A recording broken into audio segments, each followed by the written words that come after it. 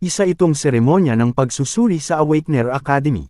Upang suriin ang lakas at ranggo ng mga estudyante, ay tinatawag sila ng propesor isa-isa upang pumasok sa isang espesyal na portal na humahantong sa isang silid na may espesyal na sinanay na pusong demonyo na may kakayahang sumipsip at sukatin ang enerhiya ng mga estudyante. Pagkatapos, ay ipinapakita nito ang kanilang kasalukuyang ranggo at potensyal sa hinaharap para makita ng buong akademya. Karamihan sa mga estudyante ay lumalabas na mga E-rank na talunan lamang. May ilan namang ipinagmamalaki ang pagkuha ng D-rank na may mataas na potensyal. Pagkatapos, ang pinakamataas na henyo ng akademya ay humakbang pasulong.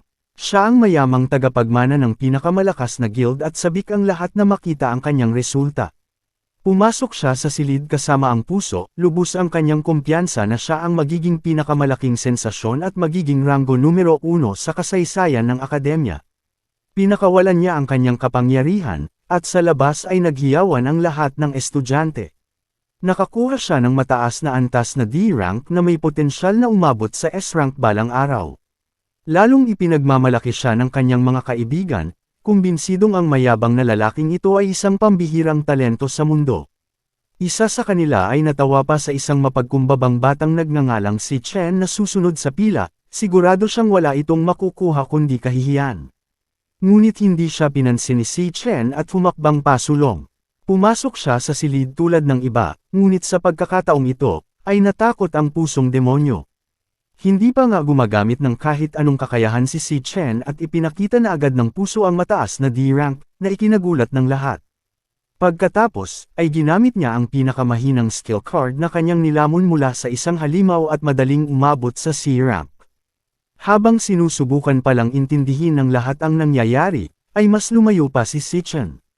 Lumipat siya sa mas malakas na class card at ngayon ay nagsimulang mataranta ang pusong demonyo.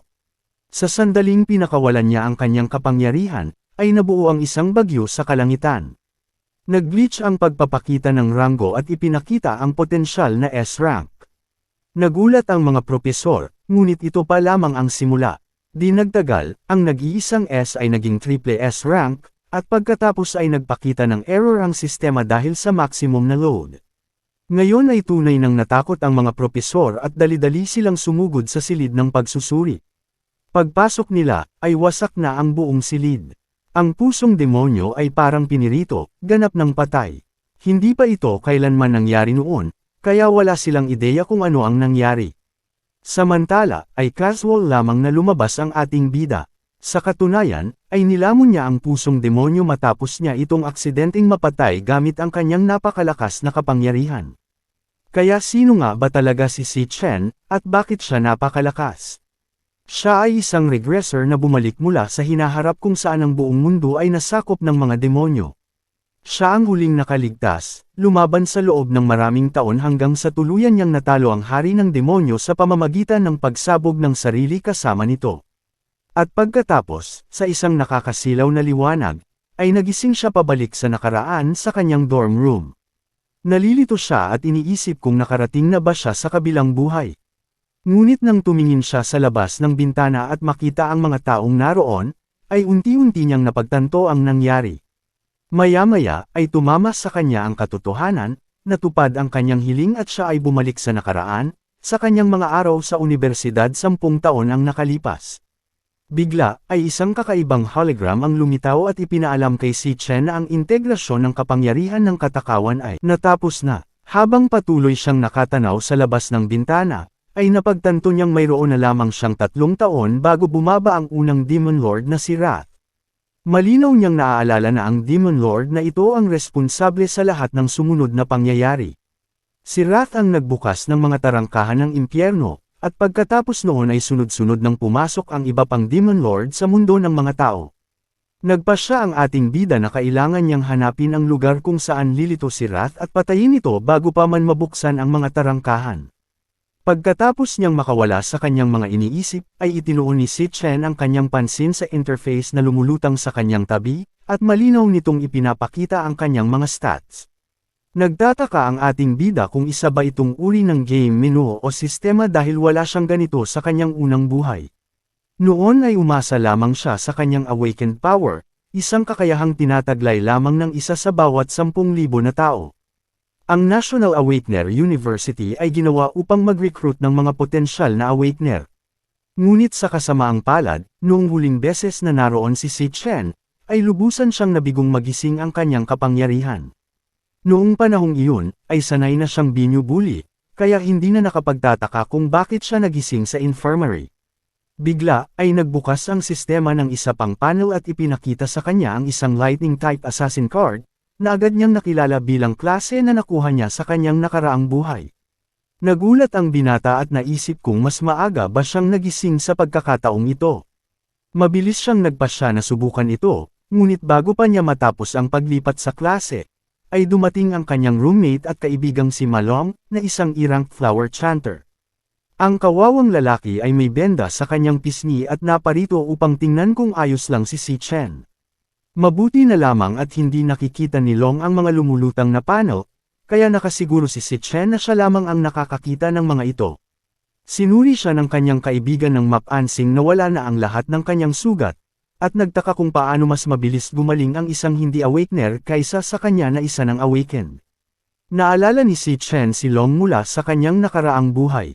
Ang parehong roommate na ito ay nagising din sa universidad, ngunit nauwi bilang isa sa pinakamahihinang awakener at malagim na pinatay sa ikatlong araw matapos ang pagbaba ni Wrath. Tahimik na ngumiti si Chen habang muling tinitingnan ang kanyang dating kaibigan. Ipinaalala naman ni Long na nakatakda ang kanilang rank test kinabukasan at kailangan nilang maghanda para dito. Nalungkot si Long para sa kanya, iniisip na hindi pa rin siya nagigising, ngunit pinaalalahanan siya na napakahalaga ng pagsusulit na ito kung nais niyang makapagtapos. Habang naglalakad sila sa masiglang mga lansangan, ay casual na nagkomento si Chen na matagal na mula nang makita niya ang napakaraming tao, na ikinagulat ng husto ng kanyang roommate. Patuloy na iniisip ni Chen na kung wala siyang gagawin sa buhay na ito, ay haharapin nilang muli ang parehong malagim na kinabukasan. Dahil dito, ay nagpasya siyang magsanay ng husto at mabilis na pataasin ang kanyang antas. Ngunit may isa pang problema. Sa panahong ito, ang tanging paraan para makakuha ng karanasan at mag-level up ang isang awakener ay ang talunin ang mga halimaw sa loob ng mga demon lair. Ang mga lair na ito ay ganap na kontrolado ng malalaking guild, ibig sabihin, ang mga mahihina o mga outsider tulad niya ay halos walang pagkakataong mag-level up. Binuksan niya ang kanyang status window at pinag-aralan ang kanyang stats, iniisip kung nasaan siya kumpara sa ibang mga awakener at maging sa mga halimaw. Inuri ng gobyerno ang mga awakener mula E hanggang S-class. Alam ni Chen na karamihan sa mga estudyante sa universidad ay nananatili sa E-rank, at iilan lamang ang halos umabot sa D-rank. Sumulyap siya sa kanyang kaibigan at lihim na kinutya ito sa kanyang isipan, kumpiyansang mas mataas ang kanyang ranggo. Bigla, ay may isang bowl ang lumipad at direktang tumama sa kawawang nerd, natanggal ang kanyang salamin at nabasag ito. Lumalabas na muli nilang nakasalubong ang bully na si Gong Chong at ang kanyang mga alagad, ang parehong mga taong bumugbog sa kanila kahapon. Ngumisi si Chong at tinanong ang nerd kung bakit hindi siya nagdala ng mga kahon ng inumin kahit alam na nitong siya ang nagbabayad dito. Mabilis na humingi ng paumanhin si Long at handa nang bumili ng mga inumin gamit ang sarili niyang pera. Ngunit pumagitna si Chen at pinigilan siya, sinasabing ang dapat humingi ng tawad dito ay si Chung. Sa sandaling muli niyang makita ang bully, ay nahatak si Chen pabalik sa masakit na alaala ng kanyang nakaraan. Noon, ay sinusubukan pa nilang ilubog siya sa tubig ng lababo. At sa halip na makaramdam ng kahit anong guilt, ay sinasabi pa nilang pinipilit lang nila siyang magising ang kapangyarihan. Noong araw na iyon, ay tumigil lamang sila ng tuluyan nang mawala ng malay si Chen.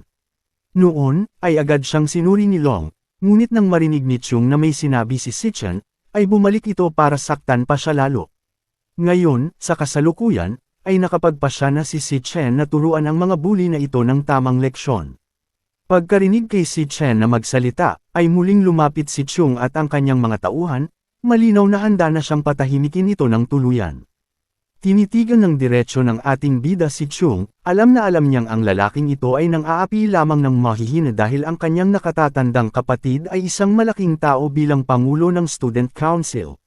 Habang papalapit ang bully, ay nagsimulang magtipon ang mga estudyanteng nasa paligid, nakararamdam na agad ng awa kay si Chen dahil inaasahan nilang muli siyang mabubugbog.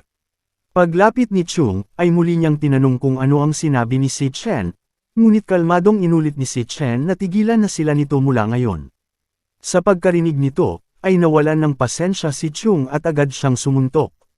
Ngunit sa pagkakataong ito, ay itinaas ni si Chen ang kanyang kamao at madaling hinarang ang atake, at itinulak pa pabalik ang bully. Nagulat ang lahat dahil sa pagkakaalam nila ay hindi pa nga nagigising ang kapangyarihan ni si Chen. Ngunit napigilan niya ang isang malakas na atake na parang wala lang. Lalong nagalit si Chung at muling sumugod, habang si Chen ay kalmadong naghanda at lumipat sa kanyang class bilang electric assassin. Natulala si Long habang inactivate ni Chung ang kanyang indestructible demon armor at sumugod ng may malakas na atake. Ngunit bago pa siya makalapit, ay nauna nang sumugod si Chen at tinamaan siya ng isang suntok na may kuryente na nagpabagsak sa kanya. Hindi makapaniwala ang lahat sa kanilang nakikita, ang tinatawag na mahinang si Chen ay pinatalsik ang school bully sa isang suntok lamang. Kahit na ganoon kalakas ang pagkakabugbog sa kanya, ay tumanggi pa rin kumalma si Chung at sumigaw sa kanyang mga tauhan na gumanti para sa kanya. Samantala, ang kanyang mga tauhan ay natakot matapos makita ang ginawa ni si Chen. Pinilit tumayo muli ni Chung at muling sumugod sa ating bida. Ngunit muli siyang natalo at napabagsak ng walang kahit anong laban. Nang makita nilang nadodge ang kanilang tinatawag na boss, ay agad na napagtanto ng mga tauhan na wala silang laban at mabilis na tumakas. Ang kawawang nerd na nakasaksi sa lahat ng ito ay nanatiling tulala, hindi may pikit ang bibig habang pilit tinatanggap na ang kanyang roommate na binugbog kahapon ay biglang naging napakalakas. Samantala, ay napagtanto ni si Chen na tulad ng kanyang nakaraang buhay, ay kaya niyang lumipat sa kanyang assassin state kailanman niya gusto. At kahit level 1 pa lamang, ay sapat na ang kanyang stats upang talunin ang mababang antas na mga awakener, na nangangahulugang ang kanyang kasalukuyang ranggo ay hindi bababa sa D. Ngunit may isang bagay pa siyang hindi nakukumpirma. Kahit matapos talunin ang isang kalaban, ay hindi pa rin siya binigyan ng system ng level up. Sa pag-iisip nito, ay muntik na niyang tuluyang tapusin ang bully habang ang lahat sa paligid ay nanunood na may takot. Sa huling sandali, ay dumating ang Vice President ng Student Council na si Ling Yu at pinigilan si Chen. Ipinaalala niya na kahit si Chung ang may kasalanan, ay sapat na ang ganitong antas ng pambubugbog. Tiniyak niya kay si Chen na hindi na muli manggugulo ang bully. Dahil dito, ay nagpa siya ang ating bida na pakawalan siya. Habang umaatres, ay iniisip ni si Chen kung bakit ganito na lamang kasigasig ang Student Council na iligtas ang isang taong tulad ni Chung. Kahit na nagpapanggap lamang siya at hindi talaga balak patayin ito, ay alam niyang ang mga ganitong uri ng bully ay kailangang maparusahan ng maayos. Dahil kung hindi, ay patuloy lamang silang mang-aapi ng mas mahihina ng paulit-ulit. Pagkatapos, ay umalis si Chen kasama ang kanyang roommate habang pinapanood siya ng mga tauhan ng bully mula sa malayo, nagtatago at nag-uusap na hindi na nila dapat subukang galitin si Chen. Kinagabihan, habang sinusubukan ni Long na ikwento sa iba nilang roommate kung paano nagising si Chen bilang isang napakalakas na lightning assassin, ay wala ni isa ang naniwala sa kanya. Patuloy na ipinapaliwanag ni Long kung paano nagawang talunin ng dati nilang mahinang kaibigan si Chung. Ngunit si Xiang Zuo, na isang E-rank Nucleus Mage, ay tinrato ito bilang biro lamang. Tinanong ni Zuo kung totoong ang naging napakalakas ni si Chen, ay bakit ito patuloy na nagsasanay ng ganoon. Ayon sa kanya, kung tunay na awakener ang isang tao, ay hindi na nito kailangan umasa sa simpleng pisikal na pagsasanay. Pagkarinig nito, ay nagkomento ang gamer nilang roommate na si Shan Yu na sa naririnig niya, ay tila nakatanggap si Long ng matinding tama sa ulo. Nagpatuloy si Zuo, sinasabing silang apat ay inilagay sa dorm na iyon dahil sila ang pinakamahihina sa ibaba, at kahit ano pa ang gawin nila ay hindi magbabago ang katotohanan iyon. Ipinagmalaki pa niya na siya ang pinakamalakas sa kanilang apat, habang sina Long at Yu ay mga support chanter lamang. Bahagya siyang nag-flex habang sinasabing imposibleng naging lightning assassin si Chen. Mas lalo siyang naging kumpiyansa at umaasang makakarank up pa siya sa final test bago ang kanilang graduation kinabukasan. Samantala, ang Pangulo ng Student Council na si Gang Ting ay lumabas matapos ang isang training session sa isang E-rank Demon Lair kasama si Ling Yu. Napansin niya ang kanyang nakababatang kapatid na nakatayo pa rin doon at tinanong kung ano ang ginagawa nito. Nagreklamo si Chung na hanggat naroon ang taong tumalo sa kanya, ay hindi siya makakatulog ng maayos. Patuloy niyang kinukulit ang kanyang kapatid, sinusubukang kumbansihin ito na kailangan siyang ipaghiganti. Kalmadong tiniyak ni Ting na aayusin niya ang gulong ginawa nito. Kalaunan, habang nasa hapagkainan, ay tinanong ng Vice President si Ting kung paano niya balak harapin ang sitwasyon, at tinanong naman niya kung talagang kasing lakas ng sinasabi ng kanyang kapatid ang batang iyon. Itinuro ni Ling Yu na alam na niya na mas mababa sa 10 ang D-rank na estudyante sa buong paaralan, at na-recruit na niya ang lahat ng iyon sa kanyang grupo.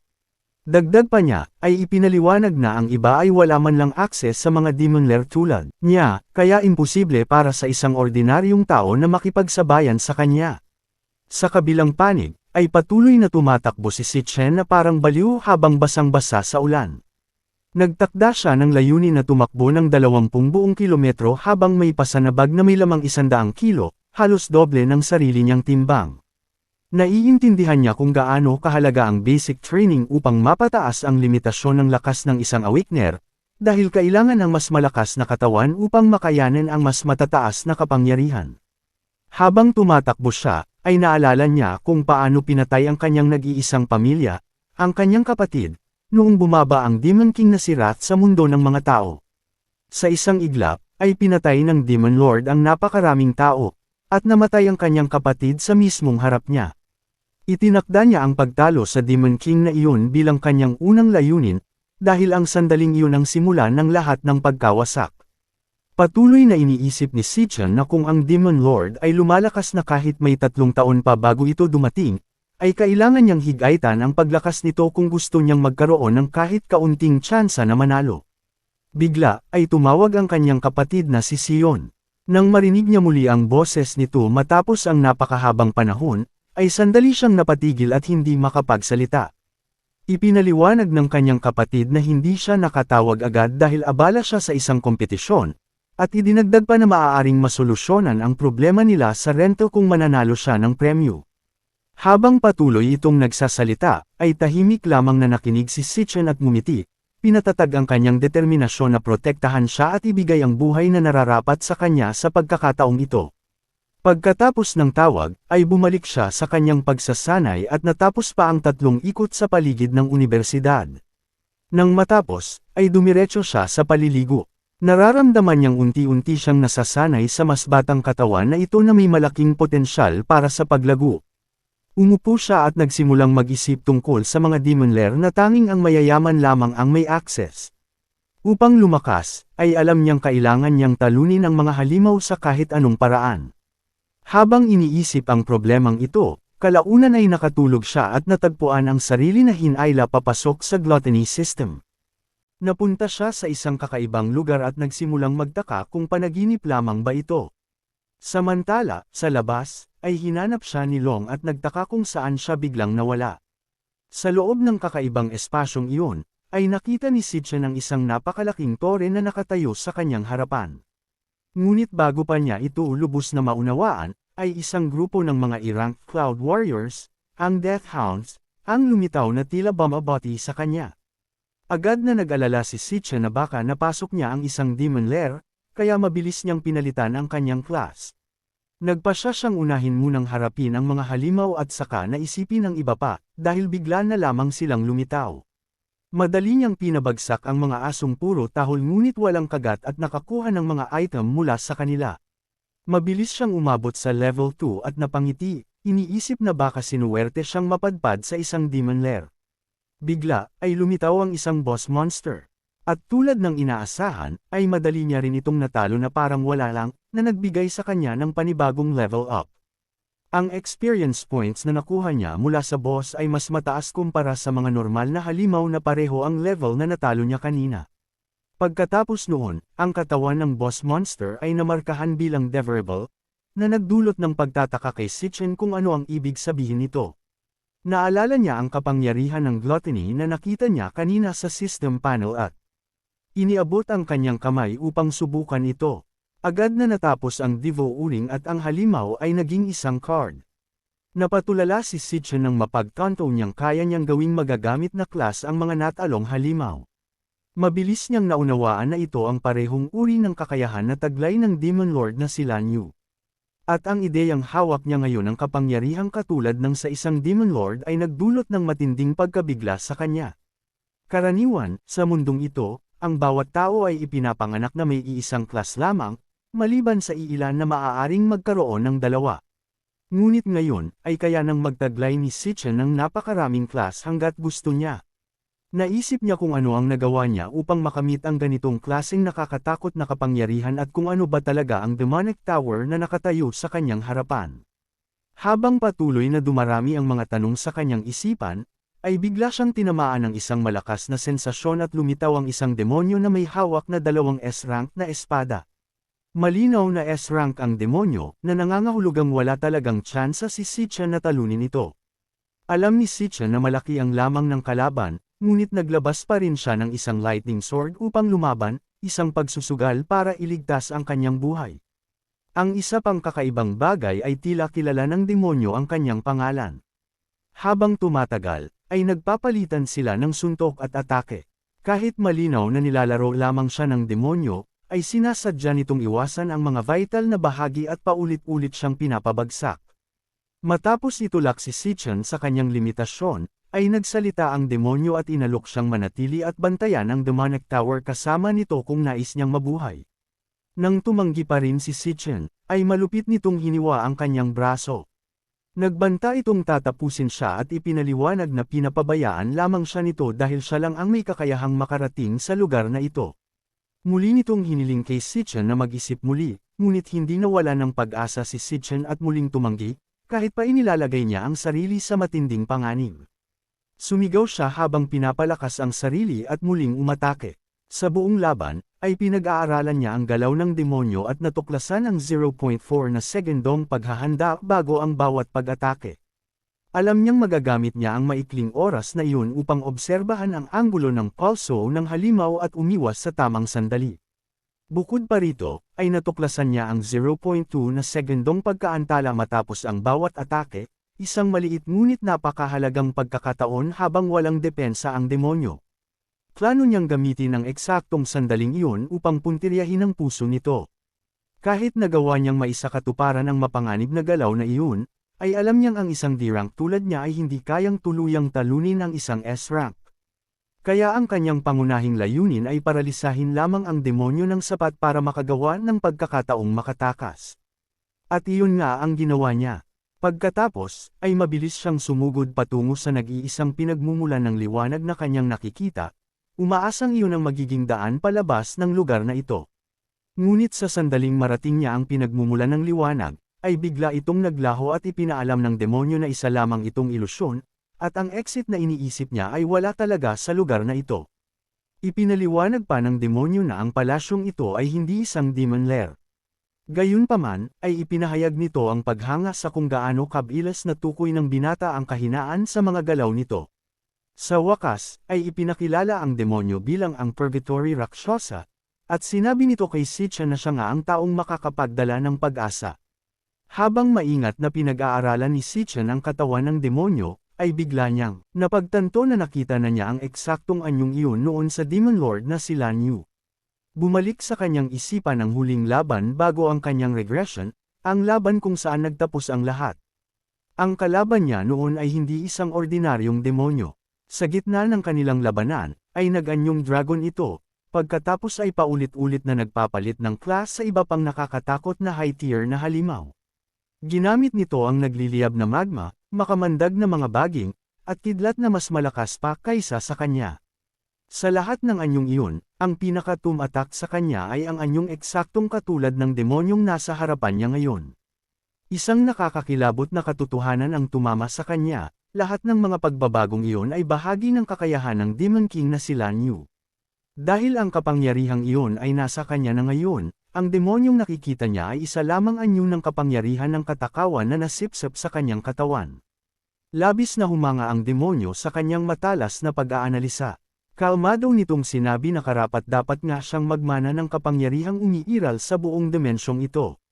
Bigla, ay isang gintong void key ang lumitaw sa kamay ng demonyo, ang tanging paraan upang makapasok at makalabas sa napakalaking tore sa likod nito.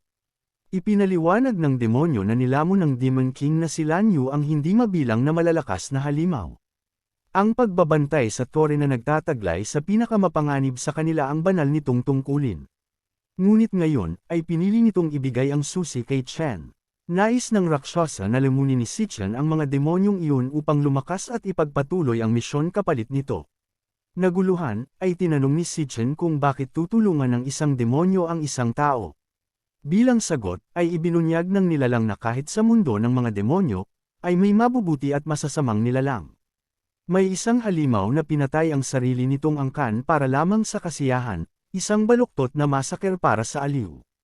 Mula noon, ay naghihintay ito ng pagkakataong makapaghiganti sa halimaw na iyon. Ngayon, ay naniniwala itong natagpuan na niya ang taong makakatupad ng hangaring iyon. Sinabi nito kay si Chen na may isang taong nagsabing siya ang kanilang pinakamalaking pag-asa para sa paghihiganti. Agad na tinanong ni si Chen kung sino iyon, ngunit tanging sinabi lamang ng demonyo na ang lahat ng sagot ay nasa loob ng tore, na tila isang sinaunang pantas kung magsalita. Sa huling mga salita nito, ay ibinigay nito ang natitira nitong enerhiya kay si Chen. Kapalit nito, ay sinabi nitong kailangan niyang maging pinakamalakas na tao sa buong mundo. Hindi magiging madali ang paglamon sa bawat mababangis na halimaw sa loob ng tore. Kahit laban sa kanya, ang bawat isa sa kanila ay magiging napakalaking hamon. Ibinigay ng demonyo ang huling babala, tanging ang may hindi matitinag na kagutuman sa paglakas ang karapat-dapat sa kapangyarihan ng Purgatory Rakshasa. Iyon ang uri ng determinasyong kinakailangan upang mapatay ang bawat Demon King na umiiral. Pagkatapos, ang katawan nito ay nag-compress at naging isang nagliliyab na bola ng enerhiya na nilamon ni Chen. Agad siyang umangat ng 8 level at nakuha ang 2 espada ng Rakshasa. Walang pag-aalinlangan, ay tinanggap niya ang misyon at nang akong tutuperin ang huling hiling ng bumagsak na mandirigma.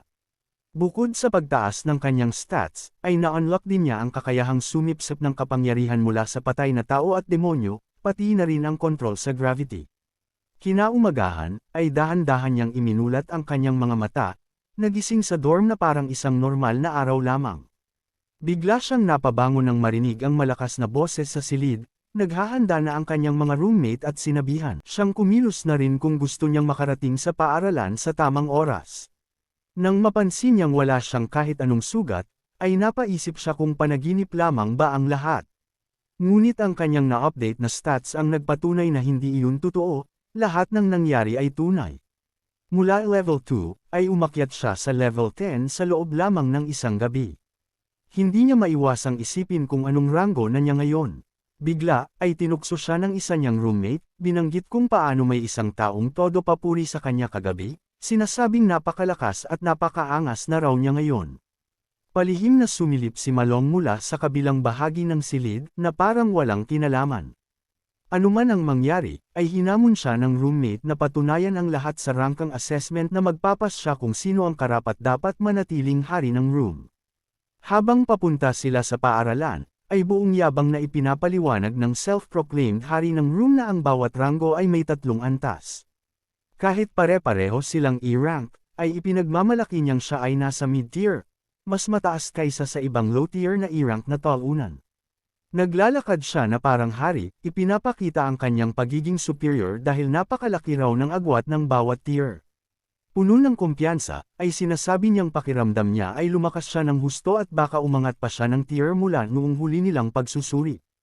Inis na inis, ay sinabi ni Malong kay si Chen na tumigil na sa biro at ilabas na ang buong lakas upang makakuha man lang ng D-rank ngayon. Sa ganitong paraan, ay baka sa wakas ay tumahimik na ang hari ng room. Di nagtagal, ay dumating ang mga lalaki sa paaralan kung saan nagtipon ang lahat para sa rangkang ceremony. Pumasok ang mga bully na parang pag-aari nila ang buong campus, inaapi ang sinumang maglakas loob na tumingin sa kanila ng masama. Maging ang mapang mataas ng ngiti ng hari ng room ay biglang nawala nang makita sila. Ngunit tulad niya, ay halos mawalan din ng lakas ng loob ang mga bully. Bigla, ay yumuko sila ng may paggalang kay si Chen nang walang pag-aalinlangan. Dahan-daang napagtanto ng kanyang mga roommate na maaaring hindi pala puro kalokohan ang sinabi ni Malong. Samantala, ay hindi pinansin ni Sitchin ang mga clown at tahimik lamang na inas-ikaso ang sarili niyang gawain. Pagkatapos, ay isang bagong kulukoy ang nagpasyang humakbang sa harapan niya. Ang lalaking kilala bilang ang Student Council Officer na si Jiang Gian, ay nagbigay ng isang napakamagandang babala. Lumalabas na personal siyang inutusan ng Student Council President upang disiplinahin ang hangal na naglakas loob na manakit sa kanyang minamahal na nakababatang kapatid. Agad na nagtakbuhan at nagtago ang lahat ng kaibigan ni Sitchin. Takot na takot sila kay Gian, ang enforcer na gumagawa ng lahat ng maruming trabaho para sa Student Council President. Hindi maunawaan ng kanyang mga roommate kung bakit ang isang D-rank na halimaw ay biglang tina-target ang ating bida ng ganito. Lumapit si Gian ng napakalapit kay Sitchin, ipinagmalaki ng tapat na tauhan ng Pangulo na ang kanyang matalas na pang-amoy ay kayang tukuyin kung gaano kalakas ang isang tao.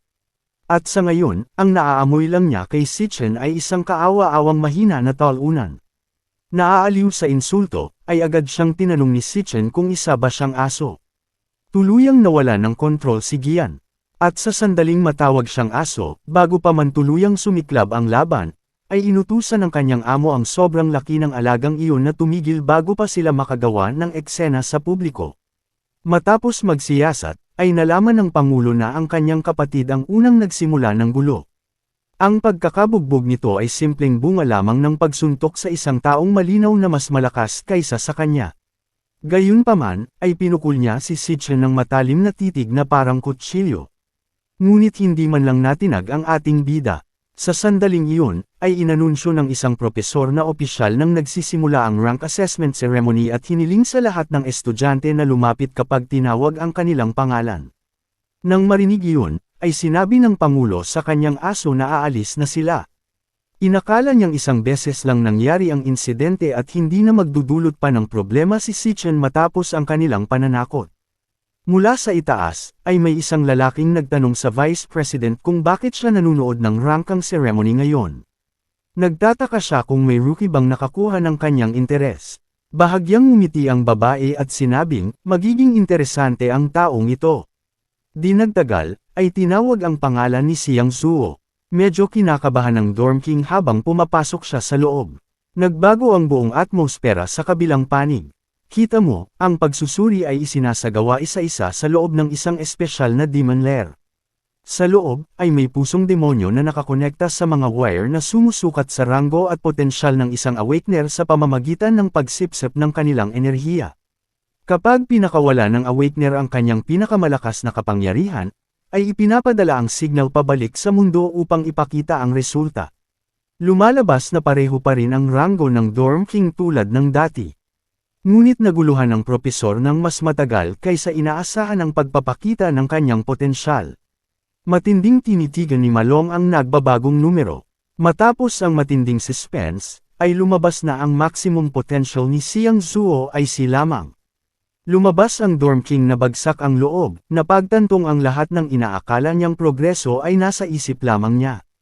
Sinubukan siyang aliwin ng kanyang mga roommate, sinasabing pare-pareho naman silang nasa parehong sitwasyon, nakakulong sa E-rank na may potensyal na umabot sa C-rank. Ilang sandali pa, ay lumabas ng may yabang ang tauhan ng Pangulo. Nanatili siyang lower D-rank, ngunit may potensyal siyang umabot sa A-rank. Unti-unting nawala ng pag-asa ang mga roommate ni Sitchin matapos makita na halos 10 estudyante na ang umabot sa D-rank. Maging ang mga propesor ay nagulat na napakaraming estudyante ang umabot na sa D-rank. Bihira para sa mga estudyanteng walang tunay na karanasan sa labanan na makaalis sa E-rank. Dahil sa excitement, ay tinawag nila ang susunod na estudyante, ang Pangulo na may dala ng inaasahan ng lahat. Lahat ng mata ay nakatuon kay Gang Ting habang umaakyat siya sa entablado. Nanatiling kalmado si Sitchin at matiyag ang hinintay ang resulta. Alam ng lahat sa akademya na si Gang Ting ay lower D-rank lamang 2 taon ang nakalipas. Ang pinakamataas na record sa akademya ay middle D-rank, kaya iniisip ng lahat kung siya na ba ang magtataas ng pamantayan. Sa loob ng Demon Lair, ay dahan-daw ang nagmulat ng mata ang pusong demonyo sa kanyang presensya. Hindi pa kayang ilabas ng Pangulo ang lahat ng kanyang lakas, Ngunit dala niya ang matinding hangaring gumawa ng ingay sa graduation ceremony at yukit ang kanyang pangalan sa kasaysayan bilang numero 1. Nang makita ng mga propesor ang kanyang potensyal na kumikinang sa kulay ginto, ay napapikit sila sa hindi makapaniwala.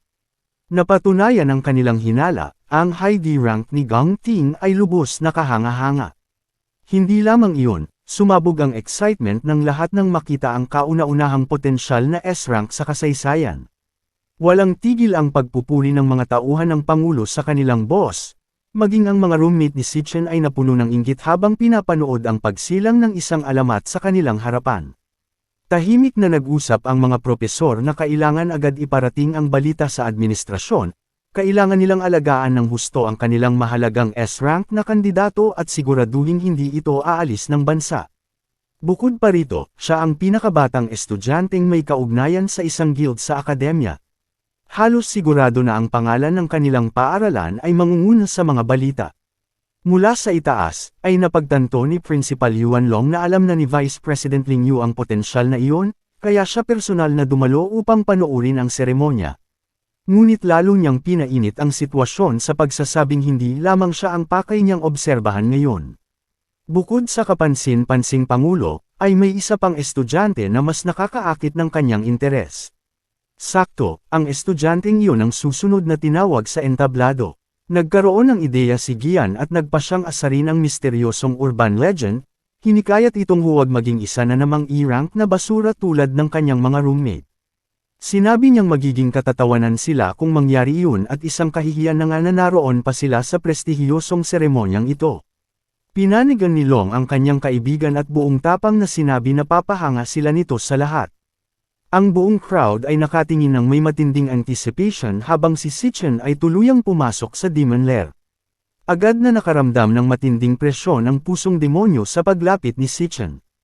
At naalala ng ating bida na ang pinakamagandang paraan para sa isang awakener na magkaroon ng matatag na kinabukasan ay ang pagsali sa isang high-ranking guild. Alam niyang ang tanging daan patungo sa layuning iyon ay ang mahusay na performance sa graduation combat assessment, kung saan ang mga kandidato ay kailangang pumili ng mga miyembrong nais nila upang bumuo ng isang grupo na binubuo ng 10 katao.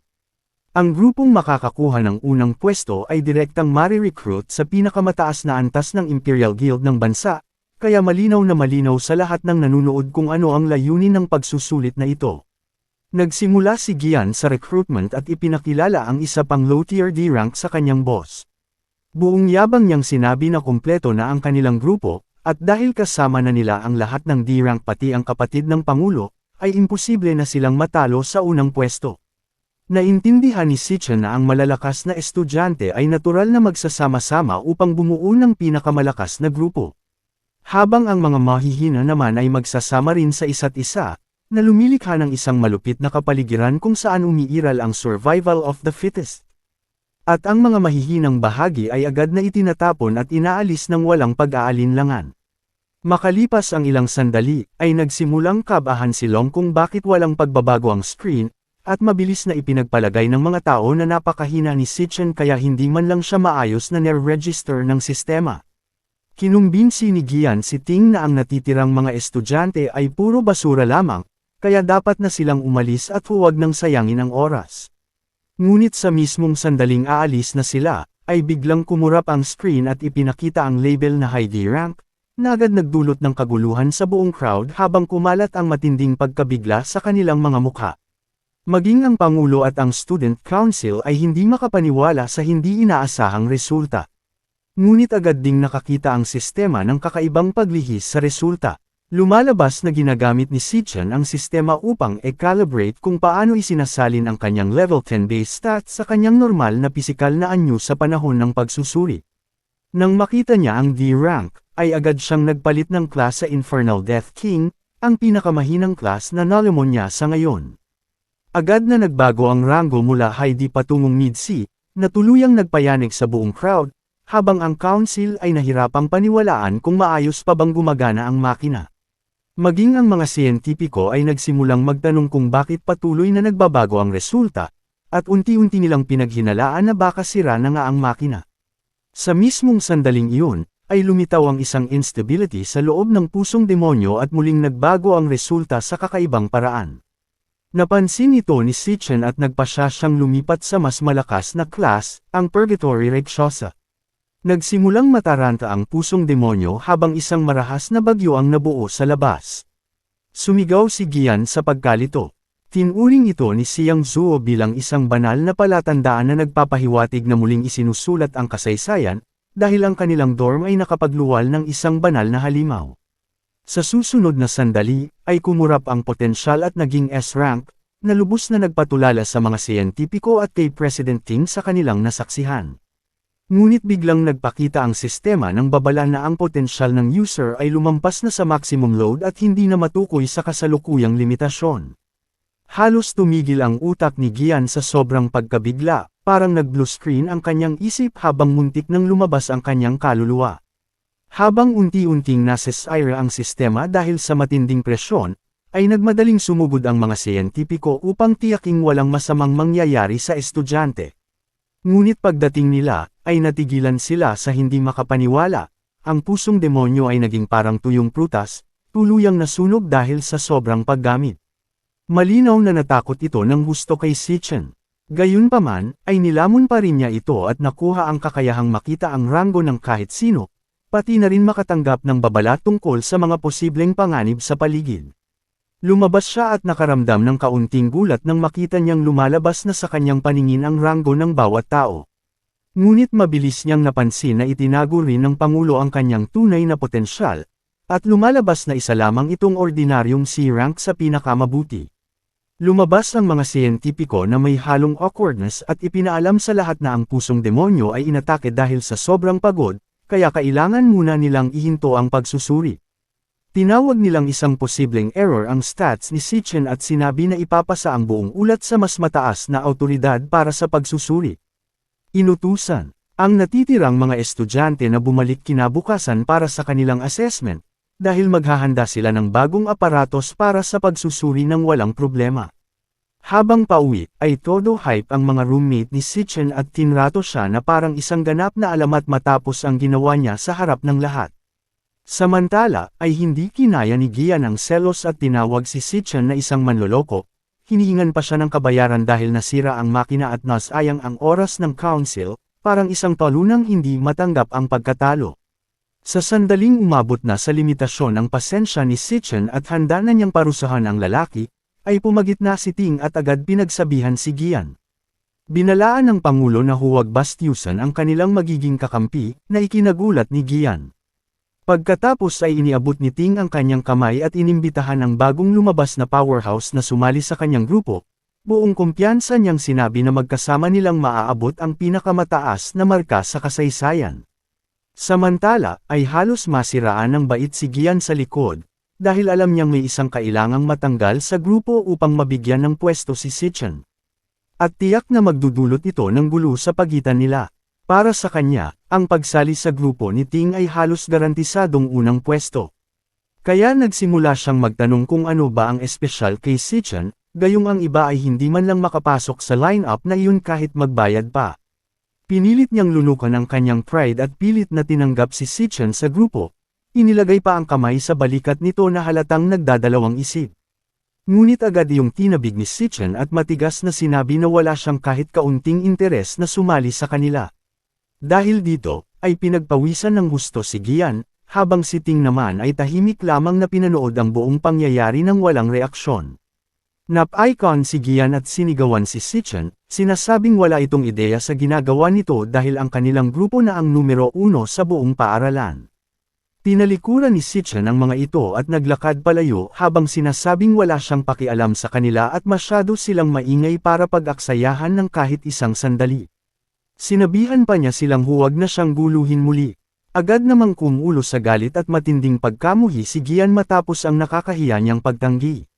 Mabilis na kumalat ang tsismis sa buong paaralan tungkol sa pagtanggi ni Sitchin, at karamihan ay nag-isip na plano niyang kunin ang unang pwesto para sa sarili matapos ipakita ang mid-tier C rank. Naging isang perpektong palabas para sa buong paaralan ang drama na nagaganap sa mismong sandaling iyon. Samantala, ay tuwang-tuwa ang mga roommate ni Sitchin habang pinapanood ang ganap na kahihiyan na bomb-alot kina Gian at Ting. Matapos ang walang awang pagtanggi sa harap ng lahat, ay kalmadong sinabi ng Pangulo kay Gian na huwag mag-alala kung may sariling plano si Sitchin, at nanatili siyang kalmado. Kasabay nito, ang principal na nanunood ng buong pangyayari ay napabuntong hininga sa pagkadismaya dahil tumanggi ang mga binata na magsama-sama. Umaasa siyang magtutulungan ang mga ito upang makabasag ng bagong record sa paaralan. Ngunit iginiit ni Ling Yu na mas nagiging interesante ang sitwasyon sa ganitong paraan. Ipinaliwanag niya na lumaki si Ting na may silver spoon, kaya ang ganitong pagtanggi ay tiyak na maituturing niyang isang direktang deklarasyon ng digmaan. Pinaalala rin niya na ang Pangulo ay hindi madaling pakitunguhan kapag nataman ang kanyang pride. Patuloy na nagreklamo si Gian at sinabing lumaki ang ulo ni Sitchin dahil lamang sa isang error sa pagsusulit na nagpakita ng C-rank. Ngunit ipinahiwatig ni Ting na maaaring hindi naman mali ang resulta. Inamin niyang kahit napakaliit ng posibilidad, ay hindi niya papayagan na maagaw ang kanyang unang pwesto kahit sa anong paraan. Naalala ni Gian na si Sitchin ay isang ordinaryong estudyante na walang tunay na karanasan sa labanan, samantalang ang mga miyembro ng council ay lihim nang nagsanay sa loob ng Demon Lair upang maabot ang kanilang kasalukuyang lakas. Iminungkahi niyang siya na mismo ang magtuturo ng leksyon kay Sitchin dahil sa kanyang pagiging bastos. Ngunit pinutol ni Ting ang ideyang iyon at tinanong kung mukha ba siyang ganoon kababaw upang gawin iyon. Agad na napagtanto ni Gian ang kanyang pagkakamali at humingi ng paumanhin. Kinansela ni Ting ang kanilang karaoke plan at sinabing bahala na si Gian sa lahat ng mag-isa. Sa malamig na tono, ay idinagdag niyang anuman ang piliing gawin ni Gian ay wala siyang kinalaman doon, at agad na naunawaan ni Gian ang mensahe. Makalipas ang 10 minuto, ay may lumapit na impormante kay Gian at ibinalita na umalis na si Sitchin sa paaralan matapos sabihing uuwi muna siya. Idinagdag pa na umalis ito nang hindi man lang kumain, na lalong nagpadali sa sitwasyon. Itinuring ito ni Gian bilang isang biyaya at nagsimulang makaramdam ng kasabikan sa pagkakataong harapin siya sa isang lugar kung saan walang makikialam. Habang naglalakad si Sitchin sa kalsada, ay naalala niya na sa kanyang nakaraang buhay, ay isang pit guild ang nakaranas ng sakuna habang sinusubukang sakupin ang isang demon lair sa teritoryo ng Saint He Country. Sa loob ng lair na iyon, ay nakatagpo sila ng isang hindi pa nakikitang halimaw, si Wrath, na agad nagdulot ng ganap na paglipol sa buong grupo ng walang kahit anong laban. Pagkatapos, ay nakatakas ang halimaw sa mundo ng tao at nagdulot ng napakalaking pagkawasak. Kahit hindi buo ang alaalang iyon, ay nanatiling determinado si Sitchin at gumawa ng plano upang mahanap ang parehong demon lair sa buhay na ito. Upang simulan ang planong iyon, ay kailangan niya ng malaking halaga ng pera. Kaya agad siyang nagtungo sa Mithril Monster Exchange Center nang walang pag-aatubili. Naalala niya na ang Exchange Center na ito sa ilalim ng Mithril Guild ay magiging pinakamalaking sentro ng kalakalan ng materyales sa buong bansa sa hinaharap. Sa mundong ito, ang lakas ng isang Awakener ay hinuhusgahan batay sa kalidad ng kanilang kagamitan at armas, at ang exchange ang nagsisilbing mahalagang tulay para sa pagbili at pagbenta ng mga ito. Ngunit para kay Sitchin, ay isa lamang itong mabilis at madaling paraan upang kumita ng pera bago siya magpatuloy sa mas malalaking layunin. Pumasok siya at inilabas ang ilang pangil sa broker, na agad itong sinuri ng may pagdududa. Tinanong siya kung paano niya nakuha ang ganitong item bilang isang estudyante. Kalmadong ipinaliwanag ni Sitchin na nakuha niya ito mula sa isang halimaw na kanyang natalo. Nagulat ang broker at sinabing hindi pa niya kailanman nakita ang ganitong item, ngunit pumagitna ang kanyang assistant at ipinaliwanag na ang mga pangil ay mula sa iklas na halimaw na tinatawag na Beast Sanjan. Ayon sa mga tala, ay maaaring gamitin ang mga ito upang gumawa ng E-grade Cloud-type scepter o gawing pulbos para sa iba't ibang gamit. Pinutol siya ng mayabang na broker at ibinagsak ang pangil sa mesa, sinasabing napakababa ng halaga ng isang E-grade item. Ipinagmalaki pa niya na ang kanilang exchange ay isang VIP system na nakikipagtransaksyon lamang sa mga Awakener na may mataas na estado sa lipunan. Sinabi niyang D-grade items pataas lamang ang kanyang hinahawakan, at ginamit iyon bilang dahilan upang hindi pansinin ang ganitong mababang uri ng item. Sa kanyang isipan, ay nagrereklamo siya sa kakulangan ng high-grade customers at walang nakikitang pakinabang sa pakikipagtransaksyon sa isang low-tier na tao. Itinuring niya itong abala at ipinasa ang responsibilidad sa kanyang assistant na si Lee. Lumapit si Lee at magalang na. Inabot kay Sichan ang isang sobre ng pera, tinanong kung may iba pa siyang kailangan. Sinuri ni Sichan ang halagang 18,000 at nagpasya na sapat na iyon upang matugunan ang kanyang problema sa rente sa ngayon. Pagkatapos, ay inilabas niya ang nagliliwanag na great sword na nakuha niya mula sa Purgatory Reksosa, na agad nakaagaw ng buong atensyon ng assistant. Bagamat hindi pa niya ito nakikita dati, ay tinansya niyang maaaring B-grade ito o baka umabot pa sa A-grade. Bumalik ang broker na nakataas ang kilay at tinawanan ang kanyang pahayag, sinasabing imposibleng umabot sa A-grade ang ganoong item dahil karaniwang nagkakahalaga ang mga iyon ng humigit kumulang 1,000,000. Ipinagmalaki pa niyang matagal na siyang nagtatrabaho roon at hindi pa kailanman nakakita ng ganitong klaseng item. Sa sandaling iyon, ay dumating ang may-ari ng tindahan at kalmadong sinabi na ang item na nasa harapan nila ay hindi A-grade at hindi rin B-grade. Agad namang pinuri ng broker ang husay ng kanyang boss at sinabing alam na niyang imposible para sa isang simpleng estudyante na magkaroon ng isang napakahalagang bagay na tulad nito. Gayunpaman, ay ipinaliwanag ng may-ari na ang sandata ay malinaw na nagmula sa Purgatory Lands at ibinunyag na isa itong S-grade na item. Halos mawala ng ulirat ang broker at ang assistant sa narinig na iyon habang nanigas ang kanilang mga mukha sa matinding pagkabigla. Agad na hinawakan ng may-ari ang mga kamay ni Sichan at mainit siyang tinanggap bilang isang marangal na panauhin na may pinakamataas na respeto. Inimbitahan niya si Sichan na sumama sa VIP room at hinikayat siyang humiling ng kahit ano nang walang pag-aatubili. Samantala, ay nakaramdam ng kasiyahan si Sichan dahil nagpakita ang may-ari na si Chingji gaya ng kanyang inaasahan. Pagkapasok sa VIP room, ay tinanong ng boss ng guild kung magkano ang nais niyang ibenta ang sandata. Agad na sumagot si Sichan ng 1,000,000, na ikinagulat ng lalaking may berdeng buhok. Sinabi ng boss na maaari itong umabot ng mga 10,000,000 dahil napakahalaga nito. Ngunit ipinaliwanag ni Sichan na nais lamang niyang gamitin ang Great Sword bilang collateral para sa pautang na 1,000,000 sa loob ng isang buwan. Mas lalo itong ikinagulat ng lalaki, at napagtanto niyang napakatalino ng binata. Nagtaka siya kung sino ba talaga ito. Nagpatuloy si Sichan, sinabing babayaran niya ang principal sa loob ng 30 araw at ang interes naman sa susunod na buwan. Bago sumagot, ay pinaalis muna ng guild boss ang babae upang makapag-usap silang dalawa ng pribado. Nang wala na ang iba, ay sinabi ng lalaki na alam niyang si Sichan ay mula sa National Awakener University at malapit nang magtapos. Idinagdag pa niyang alam niya na gaganapin ang graduation test sa loob ng 30 araw at ang gantimpala ay 1,000,000. Direkta niyang tinanong si Sichan kung sigurado ba siyang mapapasa niya ang pagsusulit. Sa isip ng boss, ay malinaw na nangangailangan ng pera si Sichan at hindi siya pupunta roon kung hindi yun ang huli niyang paraan. Sa huli ay sinabi ng boss na ipapahiram niya ang 1,250,000 kaagad, walang kahit anong interes. Iniabot niya ang kanyang kamay at ngumiti, sinasabing ito ang simula ng isang magandang samahan. Napatulala si Sichan sa alok, at tiniyak pa ng lalaki na hindi lalabas kahit isang salita mula sa silid na iyon. Ang tanging kapalit na hinihingi niya ay bumalik si Sichan sa kanilang guild kung may nais siyang ipagpalit sa hinaharap. Sa isip ni Sichan, ay napagtanto niyang madaling naunawaan ng lalaking ito ang lahat, ngunit hindi siya sinubukang lokohin. Ngayon ay naiintindihan niya kung bakit magiging isang malaking tao ang guild boss sa hinaharap.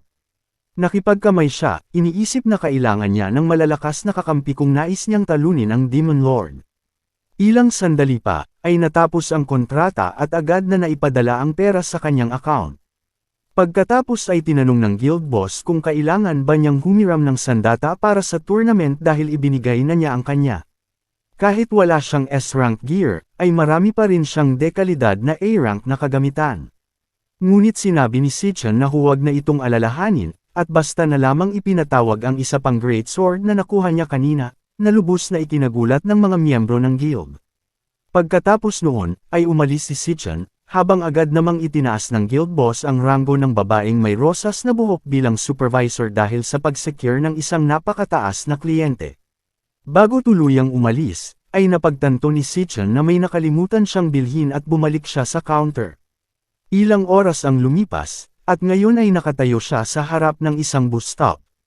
Naalala niya na sa kanyang nakaraang buhay, ay nahirapan siyang makamit ang tagumpay at tinrato siyang parang basura ng mga tao. Nagtrabaho siya ng walang tigil para lamang mabuhay, at halos parang pulubi silang magkapatid bawat buwan.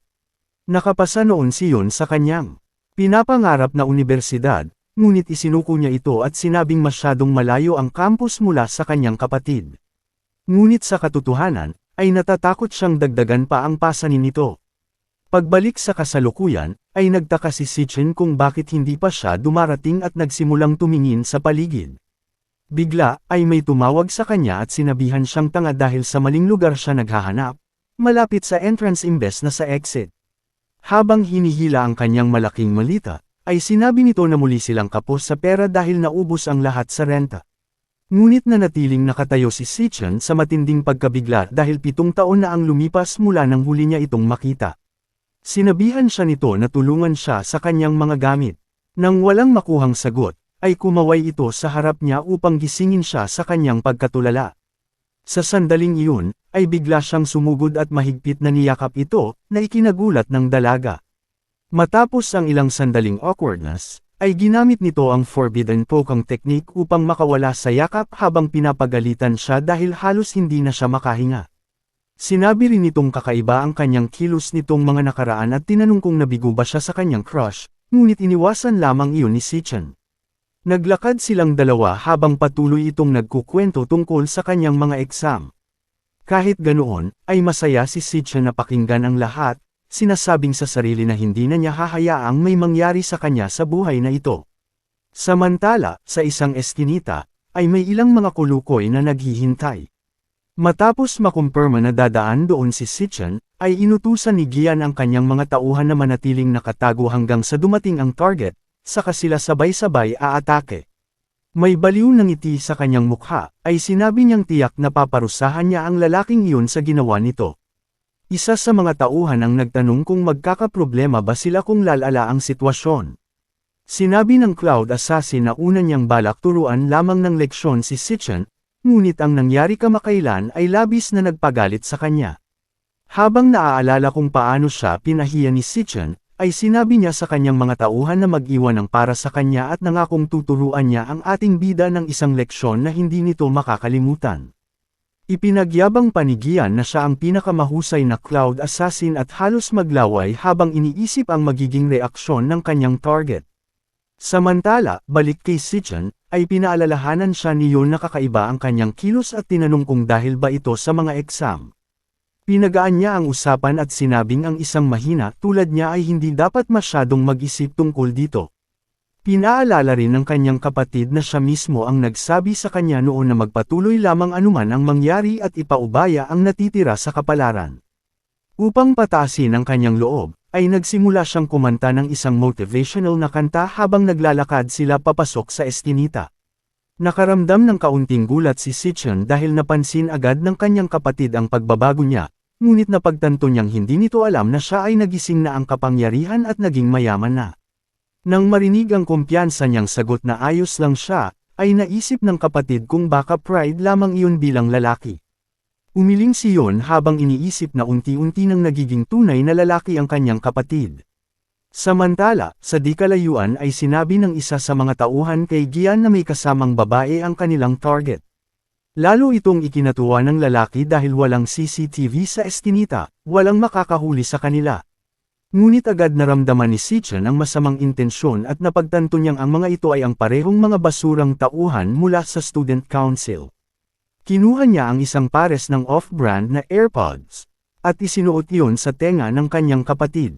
Sinabi niyang pakinggan nito ang isang kantang kamakailan lang niyang nagustuhan. Nagulat ito dahil hindi naman siya nakikinig ng musika dati, ngunit sumunod na rin ito upang mas maintindihan siya. Pagkatapos ay humarap si Sichan at tinitigan ng matalim ang mga kalaban na papalapit. Habang tumutugtog ang musika sa background, ay nagsimula ang laban ng sumugod ang mga tauhan. Agad siyang lumipat sa kanyang lightning class at naalala na 7 taon na mula nang mawala ang kanyang nag-iisang pamilya, at ngayon lamang sila muling nagkita. Punong-puno ng galit ay sumugod siya na parang kidlat. Isang malakas na sipa ang pinakawalan niya sa unang kalaban at pinatalsik ito palayo, habang ang iba ay nagsimulang pagpawisan. Sunod, ay pinuno niya ng enerhiya ang kanyang kamao at sunod-sunod na pinukpok ang tatlo, bago tinapos ang ikaapat gamit ang isang brutal na tuhod.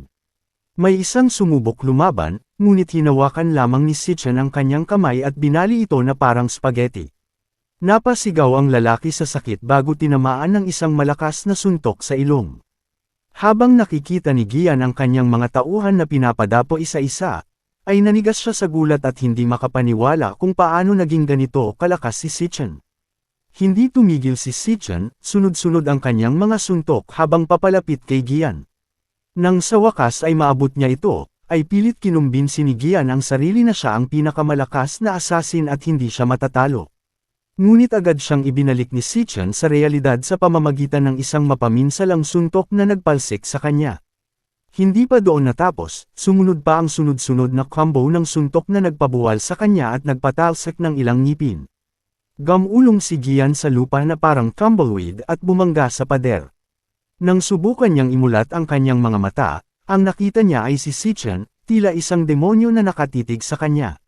Tumingin pababa si Sitchin sa lalaking nawalan na ng dignidad at pinaalalahanan siyang sinabi na niyang lumayo sa kanya. Tinitigan niya ito ng diretso at tinanong kung hindi ba nito kayang umintindi ng simpleng salita. Halos hindi na makagalaw si Gian, hindi na niya maramdaman ang kanyang mga paa at halos kalahati ng kanyang mga buto ay nabali na. Napagtanto niyang maling tao ang kanyang ginulo, at hirap na hirap siyang bumigkas ng paghingi ng tawad. Hinawakan ni Sitchin ang kanyang kwelyo at itinapat ang isang patalim sa kanyang mukha. Nakita ni Gian sa kanyang mga mata, walang kahit katiting na pag-aatubili na pumatay, hindi ito ang aura ng isang normal na estudyante. Hindi niya maiwasang mag-isip kung anong klaseng impyerno ang pinagdaanan ng isang tao upang maging ganito kalupit. Sa malamig na boses, ay sinabi ni Sitchin na tandaan nito ang kanyang mga salita kung ayaw nitong maranasan muli ang bangungot na ito. Hindi siya magdadalawang isip na lipulin sila sa susunod na subukan nilang gumawa ng kalokohan.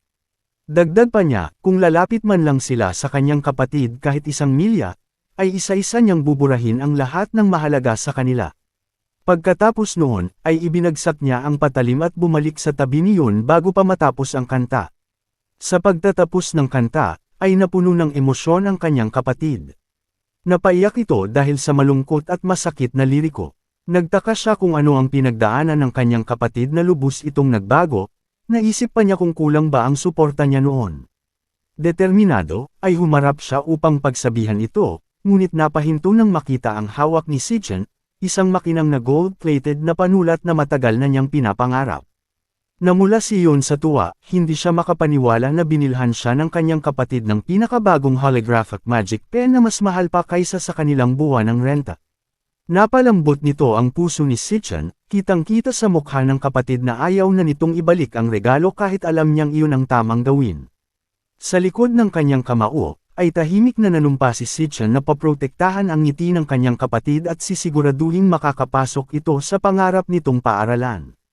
Pagdating sa bahay, ay masayang gumugol ng oras iyon sa paggawa ng holographic drawing sa hangin. Tahimik namang kumain si Sitchin ng ramen na gawa ng kapatid at sinabing masaya siyang makita itong masaya. Gayunpaman, ay nag-aalala pa rin si Yun sa ginastos niya para sa regalo kahit wala pa silang pambayad sa susunod na renta. Ngunit ngumiti si Sitchin at sinabi na bayad na ang renta nila para sa buong taon. Ipinagyabang pa niya na maganda ang takbo ng kanyang maliit na negosyo kasama ang isang kaibigan. Ngunit hindi kumbinsido si Yun, tinignan siya nito ng may pagdududa. Gayunpaman, ay hindi na niya ito pinilit pang magpaliwanag, hindi na rin niya maalala kung kailan huling tumawa ng ganito ang kanyang kapatid. Marahan niya itong tinapik sa balikat at humiling ng isang bagay, anumang ginagawa nito ng lihim, ay siguraduhin itong hindi niya pababayaan ang sarili. Samantala, sa isang tahimik na aquarium, ay ibinahagi ni Ting ang isang nakakagulat na balita sa kanyang pinsan. Ayon sa pinakamahuhusay na doktor sa lungsod, ang tinaguriang top assassin ay kritikal ang kalagayan at hindi na magagamot. Higit sa kalahati ng kanyang mga buto ay wasak at hindi na maaayos. Hindi inaasahan ng Pangulo na lalaban si Gian kay Sitchin, ngunit ang kalagayan ng kanyang katawan matapos ang laban ay mas nakakagulat. Malamig na tumugon ang kanyang pinsan, hindi siya nabigla kundi nadismaya lamang dahil nabawasan ang bilang ng malalakas na magtatapos na sasali sa kanilang koponan. Ngunit mas malupit pa ang Pangulo, sumagot siyang mas gagaling pa siya kung wala ang pabigat na NPC na iyon. Pagkatapos ay nagsalita ang kanilang tiyuhin, ang direktor ng employment ng akademya. Kalmadong inilahad ni Gang Zuan ang ulat tungkol sa kamakailang galaw ng ating bida. Dumating na ang detalyadong investigasyon tungkol sa kaguluhan sa rangkang ceremony. Walang duda sa resulta, mas mataas ang ranggo ni Si Chen kaysa sa Student Council President. Lubos nitong ikinagulat ang dating nangungunang estudyante. Nagbigay ang tiyuhin ng seryosong babala, sinasabing personal na hiniling ng ama nito na ipasuri sa Vice Chairman ng Alliance ang kanyang performance sa combat exam, kaya kailangan niyang magningning ng higit sa lahat. Kung sakaling mabaigaw siya, ay may alternatibong solusyon ang direktor, ang babaeng may berdeng buhok na paboritong pamangkin ng kanyang tiyuhin, ay tutulong sa kanilang koponan upang masiguro ang unang pwesto. Ngunit walang pag-aatubiling tinanggihan iyon ng Pangulo, iginiit niyang hindi pa niya ipinapakita ang kanyang tunay na lakas. Lubos ang kanyang kumpiyansa sa sarili at tiniyak na kaya niyang duminahin ang buong akademya ng mag-isa. Samantala, ay bumalik tayo sa dormitoryo ng akademya. Nililinis ni Si Chen ang sarili matapos ang kanyang pang-araw-araw na pagtakbo ng 100 kilometro habang may dalang mabigat na bag sa likod. Nakatuon siya sa iisang layunin, ang manalo ng 1,000,000 gantimpala sa paparating na graduation exam. Ito ang tanging paraan upang matupad niya ang kasunduan niya sa Mithril Guild at makabuo ng matibay na ugnayan sa kalakalan.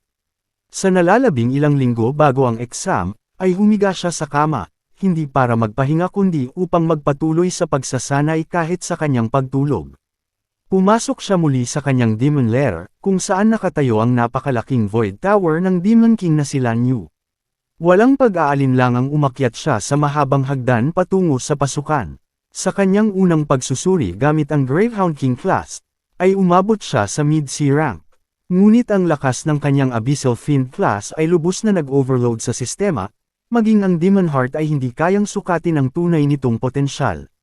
Kaya naisip niya ang tanging paraan, ang subukan ang tunay na lakas ng kanyang mga klas sa aktwal na labanan. Binuksan niya ang Void Tower at pumasok, handang harapin ang anumang pagsubok. Sa loob, ay napamulagat siya sa nakita. Napunta siya sa isang kakaibang dimensyon, nakatayo sa ibabaw ng isang napakalaking puting planeta na lumulutang sa kalawakan. Sa unang hakbang pa lamang, ay agad siyang napaluhod, hirap na hirap panatilihin ang kanyang katawan. Sa lugar na iyon, ay 10 beses ang gravity kumpara sa Earth. Ramdam niya ang matinding bigat hanggang sa kanyang mga buto. Sa likod niya, ay naglaho ang pasukan ng tore. Naiintindihan niyang kailangan niyang talunin ang boss upang muling mabuksan ang exit. Ngunit bago pa siya makapag-adjust, ay isang Phantom Lion ang sumalakay. Wala siyang pagpipilian, agad siyang lumipat sa Lightning class. Sumugod ang leon, ngunit nakaiwas siya at nakapagbigay ng eksaktong saksak sa balikat nito. Umungol ang halimaw, ngunit hindi sapat ang pinsala dahil hindi ito tumama sa mahalagang bahagi. Napagtanto niya na mabagal at hindi eksakto ang kanyang galaw dahil sa matinding gravity. Madaling pinabagsak siya ng leon at halos kagatin na siya. Agad siyang lumipat sa Abyssal Fiend class. Kapalit ng bilis, ay nakakuha siya ng malaking lakas at tibay, perpekto para sa malapitan na laban. Sa tulong ng kakayahang manipulahin ang gravity, ay nabaligtad ang laban. Sa planetang may 10 beses na gravity, ang kanyang multiplier ay naging napakalakas. Walang awan niyang dinurog ang Phantom Lion laban sa lupa. Pagkatapos ng laban, ay napahiga siya upang huminga. Nakakuha siya ng level up mula sa Gluttony System. Ipinaliwanag na bawat class ay may star rating na tumutukoy sa lakas ng stat boost kapag ginagamit ito. Ang Purgatory Rakshasa ang may pinakamataas na bilang ng stars sa kanyang mga class. Ngunit kahit ganoon, ay muntik na siyang mamatay laban sa isang B-rank na halimaw. Ibig sabihin, ay malayo pa siya sa tunay nitong potensyal na triple S rank. Napansin niyang hindi niya maaaring e-devour ang halimaw, kudyat na hindi pa ito ang boss ng palapag. Biglang bumukas ang isang napakalaking pinto sa likod niya, 12 dosenang nagliliwanag na mata ang sumilip mula sa dilim. Doon niya napagtanto ang katotohanan, ang hirap na pinagdaanan niya laban sa isang halimaw ay wala pa sa kalingkingan ng darating. Sunod-sunod na lumabas ang napakaraming B-rank monsters at sabay-sabay siyang inatake mula sa lahat ng direksyon. Doon niya naalala ang babala ni Reksiosa, na ang tore ay puno ng malulupit na halimaw at ang kanyang landas ay puno ng sakit at paghihirap. Ngunit kailangan niyang tiisin ang lahat at patuloy na lumakas. Bigla siyang nagising, hingal, na para bang nakaligtas siya sa pinakamasamang bangungot. Ang iba niyang kasama ay mahimbing pa ring natutulog, walang kaalam-alam sa sakit na kanyang naranasan, ang pakiramdam ng pagkakapunit ng laman ng kanyang katawan. Sa sandaling iyon, ay napagtanto ni Sitchin ang katotohanan, ang Void Tower ng Purgatory ay hindi shortcut para sa mabilis na pag-level up. Ito pa lamang ang simula ng isang mahaba, mabigat, at masakit na paglalakbay. Lumipas ang mga linggo hanggang sa dumating ang araw ng graduation exam ng akademya. Maraming VIP ang dumalo upang panoorin ang bagong batch ng mga estudyante. Inanunsyo rin ang bagong minimum requirements para sa pagbuo ng team, kailangan mayroong kahit isang high E-rank na estudyante sa bawat grupo. Dumating ang oras ng pagbuo ng mga koponan, at idineklara na makikita na ng lahat ang ranggo ng isa't isa. Dahil dito, ay mas madali nilang mapipili kung sino ang kukunin sa kanilang team. Inayos ang mga estudyante mula sa pinakamataas hanggang sa pinakamababang ranggo, ngunit agad napansin ni Malong ang isang kakaiba. Nagulat si Sitchin nang makita ang kanyang pangalan sa pinakahuling bahagi ng listahan. Napatingin sa kanya ang lahat, nagtataka kung paano napunta sa pinakababa ang isang halos umabot sa S-rank na Awakener. Agad nagsimulang manlait ang ilang naiinggit na estudyante, iniisip na may mali sa assessment. Ngunit kahit sila, ay hindi may kakaila ang tunay niyang lakas, at alam nilang makakatulong siya sa kanilang score kung mapapasama siya sa kanilang team. Nanatiling tahimik si President Ting habang kumakalat ang bulungan tungkol sa tangang tumanggi sa kanyang alok. Ang utak sa likod ng planong ito ay ang kanyang tiyuhin na si Gang Xuan. Inisip ng lalaki na walang kukuha kay Sitchin kung makikita siyang nasa pinakababa ng ranggo. Simple ang kanyang plano, kung hindi makakasali si Sitchin, ay wala itong pagkakataong talunin ang team ng Pangulo. Balik sa ilang oras bago nito, ay halos magmakaawa ang buong klase kay Ting na sumali sa kanyang team. Ngunit pinigilan sila ni Chung at sinabing isa na lang ang maaari nilang idagdag. Sa kasalukuyan, ay halos lahat ng estudyante ay nakabuo na ng kanilang mga team at naiwan lamang ang pinakamahina, ang dorm ni Sitchin. Sinabi ni Long na sinubukan nilang makiusap sa iba, ngunit walang gustong sumama sa kanila. 4 pa lang sila, kaya hindi sila makakasali sa graduation test. Dagdag pa niya, ay kainahinala na ibinaba ang ranggo ni Sitchin, na para bang sinadya upang hindi siya makasali. Dahil kailangan ng kahit isang high E-rank, ay parang target talaga ang kanilang grupo. Ang graduation test ang tanging paraan para mapansin ng malalakas na guild ang mga estudyante. At dahil ang dami ng kalahok ang nagtatakda ng dami ng halimaw na haharapin, ay walang benepisyo ang mas maraming miyembro. Kaya walang gustong sumama sa mahihina, dagdag pabigat lamang ito.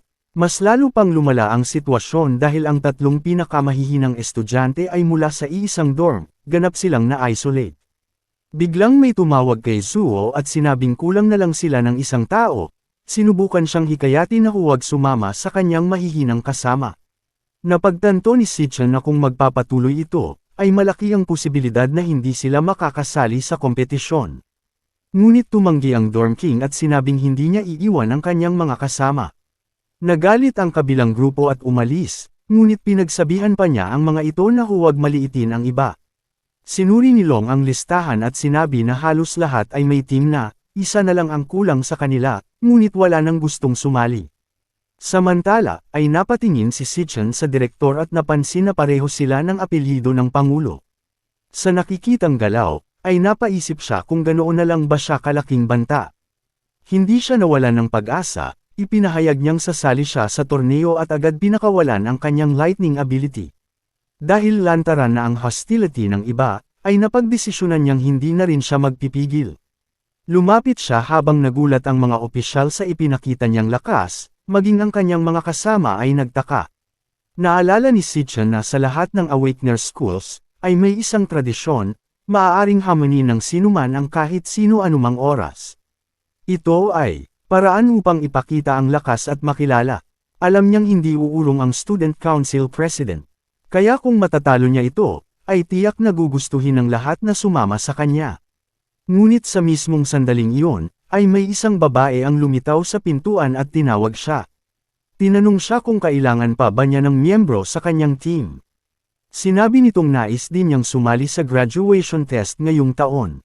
Idinagdag pa ng Vice President na naabot na niya ang D-rank noong middle school pa lamang, kaya hindi siya magiging pabigat.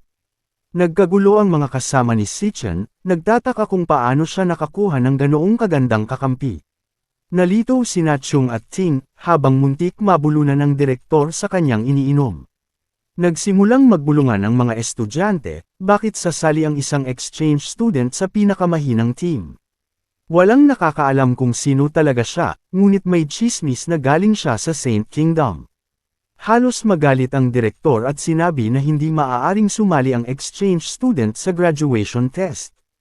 Wala rin umano itong record ng ranking, kaya labag ito sa patakaran. Biglang lumitaw ang principal at sinabing tama ang direktor. Halos atakihin sa puso si Gang nang makita ang matanda. Ngunit pagkatapos, ay tinanong ng principal kung bakit nais sumali ni Ling sa test gayong panandalian lamang ang kanyang pananatili. Samantala, ay nagulat si Sichen kung paano biglang lumitaw ang principal, dahil isa itong warrior class. Ipinaliwanag ng matanda na magiging hindi patas sa iba kung sasali siya sa test, at tahimik na sumang-ayon si Ling na tila sumasabay lamang sa usapan. Nagsimulang pagpawisan si Sichen nang mapagtanto niyang hindi niya man lang matukoy kung anong ranggo ang dalawa. Sa wakas ay naglakas loob ang direktor na magsalita at sumuporta sa principal, sinasabing hindi maaaring gumana ang isang paaralan kung walang mga patakaran. Nagbago ng tono ang principal at ipinaliwanag na ang layunin ng paaralang ito ay magbigay ng kapaligiran sa pagkatuto para sa mga awakener upang makamit nila ang magagandang bagay sa buhay. Kahit na ang graduation test ay isang tradisyon, ay isa rin ito sa pinakamahalagang sandali sa buhay ng isang estudyante.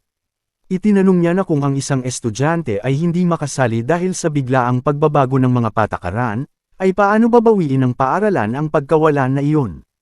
Nagsimulang pawisan ng husto ang direktor at napaisip kung siya ba ay tuluyan ng nabunyag. Nagsimula siyang magtanong sa sarili kung ginagawa ba ng principal ang lahat ng ito para lamang sa batang iyon. Nang mapagtanto niyang hindi sulit ang gulo, ay nagpasya siyang umatras. Sinabi niya sa sarili na dahil nabuo na ng pinakamalalakas na estudyante ang isang koponan, ay madali na nilang mapapanalo ang pagsusulit. Yumuko siya sa principal at humingi ng paumanhin habang inaamin na hindi nila napansin kung paano maaaring hadlangan ng sistemang ito ang ilang estudyante sa pagkakataong umunlad. Pagkatapos, ay inanunsyo ng direktor na kahit ang mga koponang may mababang ranggo at mga grupong kulang sa 5 miyembro ay maaari nang sumali sa torneo upang masiguro ang pagiging patas. Sa wakas ay nabuo ng 4 na magkakadorm ang kanilang koponan at nagdiwang sila dahil makakasali na sila sa graduation test. Nakaupo sa likuran, ay sinabi ng principal kay Ling na tila sobra ang interes nito sa bata. Sa isang panig ng pagsusulit, ay pinamumunuan ng presidente ng Student Council ang koponan ng pinakamalalakas na manlalaro. Sa kabilang panig, ay pinamumunuan ni Sichen ang 3 pinakamahihinang manlalaro. Dahil dito, ay naging mausisa ang matandang principal kung aling kuweba ang kanilang pipiliin at kung ilang puntos ang kanilang makukuha sa huli. Pagkatapos ay inanunsyo ng opisyal na maaari nang pumili ang lahat ng kapitan kung aling Devil Cave ang kanilang papasukin. Biglang tumunog ang kanyang tablet at nagulat siya nang malamang may isang kapitan na ang nakapili. Nawala sa katinuan ng lahat nang makita nila kung anong kuweba ang pinili ni Sichen. Nataranta rin ang kanyang mga kasama sa dorm at sinabihan siyang agad magbago ng isip, tinatanong kung naiintindihan ba niya ang kanyang ginawa. Ngunit nanatiling tahimik ang ating bida habang nakatitig lamang sa screen. Sa graduation test, ay pumapasok ang mga grupo ng estudyante sa isang Devil Cave at kumikita ng puntos sa pagpatay ng mga halimaw. Ang pagtalo sa mga Monster Lord at ang mabilis na pagkumpleto ay nagbibigay ng hiwalay na puntos, at ang hirap ng dungeon ang magtatakda kung ilang beses mamumultiply ang kabuoang puntos. Ang isang F-rank dungeon ay maaaring magbigay ng hanggang 75 puntos, habang ang E-rank dungeon ay maaaring umabot sa 100 puntos. Ang koponang makakakuha ng pinakamataas na puntos ay kukunin ng Imperial Guild at ang pinakamahusay na manlalaro ay makakatanggap ng gantimpalang 1,000,000. Pagbalik sa selection room, ay pinag-usapan ng mga estudyante na ang pinakamataas na record sa kasaysayan ay 70 puntos, na nakamit ng kasalukuyang leader ng Imperial Guild. Kahit ang paglilinis ng isang E-rank dungeon ay nangangailangan ng hindi bababa sa 3 solidong D-rank na mandirigma sa koponan. Ngayong taon, ay maaaring malampasan ng koponan ni Ting ang record na iyon. Muling tumunog ang display at ipinaalam na may nakapili na ng isang Devil's Cave. Nagulat ang lahat nang makita na pinili ng ating bida ang isang D-rank dungeon. Wala pang sino man ang nakapag-clear ng D-rank dungeon noon, kaya nagsimulang magtaka ang lahat kung nagkamali ba siya.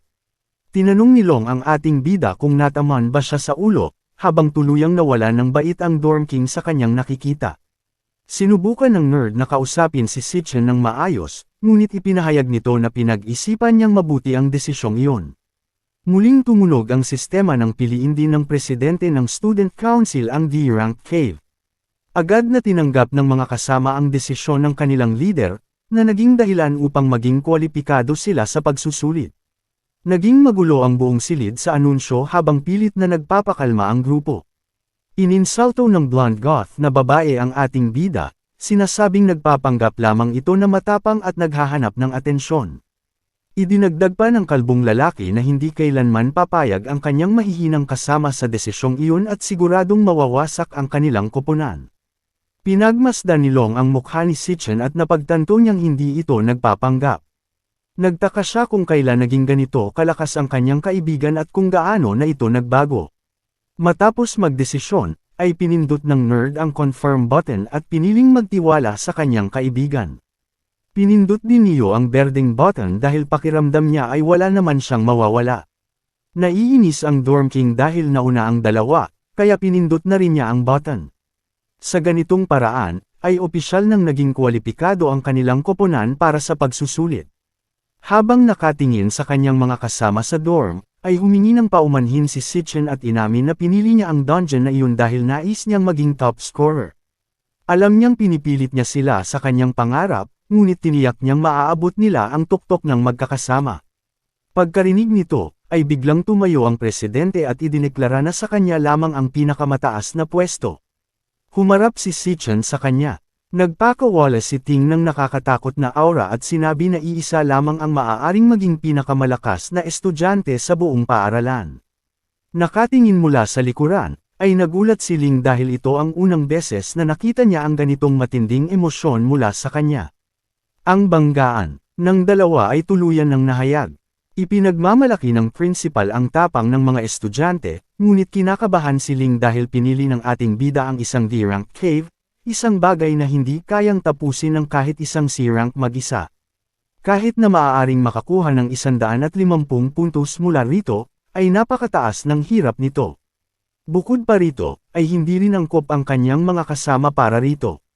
Idinagdag ng principal na may 1 buwan na lamang sila at imposibleng sapat ang kanilang pag-unlad sa ganitong kaikling panahon. Gayunpaman, ay umaasa pa rin siya sa pinakamabuti. Lumipas ang 2 linggo at lumipat ang eksena sa training grounds kung saan nakahandusay ang lahat sa pagod. Tinanong ni Long kung bakit sila nagsasagawa ng pisikal na pagsasanay habang ang iba ay gumagamit ng simulation training. Pinagawa sila ni Sitchin ng iba't ibang ehersisyo na labis na nagpagod sa kanila. Ipinaliwanag ng ating bida na walang tunay na silbi ang simulation training. Kapag unang pumasok ang isang tao sa Devil Cave, ay mabablangko ang kanilang isip at instinct lamang ang makapagliligtas sa kanya. Ang lahat ng pagsasanay na ito ay para palakasin ang kanilang katawan upang makagalaw ng mas mabilis at makapag-react ng mas maayos. Ang pinakamainam na pagsasanay ay ang pumasok sa tunay na dungeon at makakuha ng karanasan. Ngunit para sa mga ordinaryong tao tulad nila, ay pangarap lamang iyon. Ang mga elite lamang ang may ganitong pagkakataon, at hindi sila kailanman naging ordinaryo. Kahit ganoon, ay gagawin ng mga elite ang lahat upang hindi makahabol ang mga karaniwang tao at manatili silang nasa tuktok. May access sila sa mga resources na inaabot ng buong buhay ng mga ordinaryong tao para makuha. Tinanong ng Dorm King kung ano ang dapat gawin ng mga ordinaryong tao sa ganitong sitwasyon. Ibinunyag ni Sitchin ang kanyang plano at sinabing kung makakapasok sila sa Imperial Guild, ay maaari nilang baguhin ang buong sistema. Ang graduation test ang tanging pagkakataon para malampasan ng sinuman ang mga elite. Dahil ito ang kanyang pangarap, ay nangako si Sitchin na gagawin niya ang lahat upang tuparin ang kanyang pangako at mananalo sila. Sa natitirang kalahating buwan bago ang graduation exam, ay gabi-gabi siyang nagsasanay sa loob ng Void Tower. Ang pagtalo sa Phantom Lions ay hindi madaling gawain, ngunit tumatanggi siyang sumuko kahit gaano pa sila kalupit na ihagis at ihampas siya kung saan-saan. 5 araw bago ang pagsusulit, ay nagsasanay ang kanyang mga kasama sa dorm gamit ang lahat ng kaya nila. Ngunit ang ating bida ay nasa ganap na ibang antas. Ang kanyang nakakalokong regimen ay ginagawa ang Hasir training art na parang simpleng warm-up lamang. 2 araw na lang ang natitira, at malinaw na hindi rin nagpapabiye sa pagsasanay ang kanyang karibal. Ngunit mas mabilis pa ring umuunlad si Sitchin. At ngayon ay kaya na niyang harapin ng mag-isa ang isang buong grupo ng mga leon sa ilalim ng pandurog buto na gravity. Habang may dugo na dumadaloy sa kanyang mukha, ay hindi pa siya kailanman naging ganito kahanda para manalo. Sa araw ng pagsusulit, ay isang maliit na drone ang lumulutang kasama ng mga kalahok na nagsisilbing gabay nila. Pumasok ang mga lalaki na nakamatching na kasuotan, mukhang napakaayos at elegante. Nang maisuot na ng lahat ang kanilang wristbands, ay opisyal nang nagsimula ang pagsusulit. Samantala, ay mainit na sinalubong ng punong guro ng akademya si Gang Lin. Ang matalas ang hitsura na lalaking iyon ay ama ni Pangulong Ting, na kapwa nagtatag ng Imperial Guild. Hindi mapigilan ng mga estudyante ang pagtitig nang makita nila ang co-leader ng Imperial Guild. Tinititigan siya na parang isang kakaibang hayop mula sa zoo. Lalong tumindi ang kanilang kuryosidad nang makita nilang sinalubong ng punong guro at ng co-founder ng guild ang isang makinis na puting limousine. Isang lalaking may pulang buhok, si Carl Cavendish. Ang kalmadong bumaba mula sa sasakyan. Nagkagulo ang mga estudyante dahil kahit sino ay makikilala ang vice chairman ng World Guild Alliance. Ang isang taong may ganoong katayuan ay hindi kailanman karaniwang makikita sa lugar na ito. Sa loob ng isang VIP room, ay ipinaliwanag ng direktor sa mga panauhing pandangal na may kabuuang 23 koponan ang sasabak sa F-rank Demon Lairs. May ilang grupo ang pumili ng E-rank lair, habang 2 lamang ang matapang na pumili ng D-rank layers. Kitang-kita ang pagkagulat ng kalihim ng alyansa na si Creed sa desisyong iyon. Karaniwan, kahit ang isang D-rank na koponan ay maingat na naghahanda bago subukang pasukin ang isang D-rank lair. Tinanong niya kung tunay bang isinasaalang-alang ng akademya ang kaligtasan ng mga estudyante. Sa pagdinig ng pag-aalinlangang iyon, ay kalmadong ipinaliwanag ng direktor na lubos na nauunawaan ng mga estudyante ang kanilang pinasok. Nilinaw niya na ang mga Awakener na walang tunay na karanasan sa labanan ay kadalasang nahihirapan kahit laban sa F-rank monsters. Ngunit ang tunay na panganib ay nasa boss ng lair, na higit na mas malakas kaysa sa mga ordinaryong halimaw ng ilang antas. Maraming koponan ang nabibigo sa huli dahil hindi nila nalalampasan ang boss monster. Gayunpaman, ay ganap na naiiba ang sitwasyon sa loob ng E-rank lairs. Kahit ang pinakapayak na halimaw doon ay may lakas na katumbas ng isang F-rank boss. Ang malupit na katotohanan iyon ay kadalasang natututuhan ng mga estudyante sa pinakamahirap na paraan. Tinanong ng kalihim ng alyansa kung may sapat bang proteksyon kapag naging delikado ang sitwasyon. Tiniyak ng direktor na lubos na pinahahalagahan ng akademya ang kanilang pinakamahuhusay na estudyante. Para sa kaligtasan, ay may isang mandirigma mula sa Imperial Guild na nakaabang sa labas ng bawat lair, handang pumasok kung may mangyaring masama. Bukod pa rito, ang mga wristband na suot ng bawat estudyante ay kayang i-teleport sila palabas agad kung sila ay susuko o kung tunay nang nanganganib ang kanilang buhay.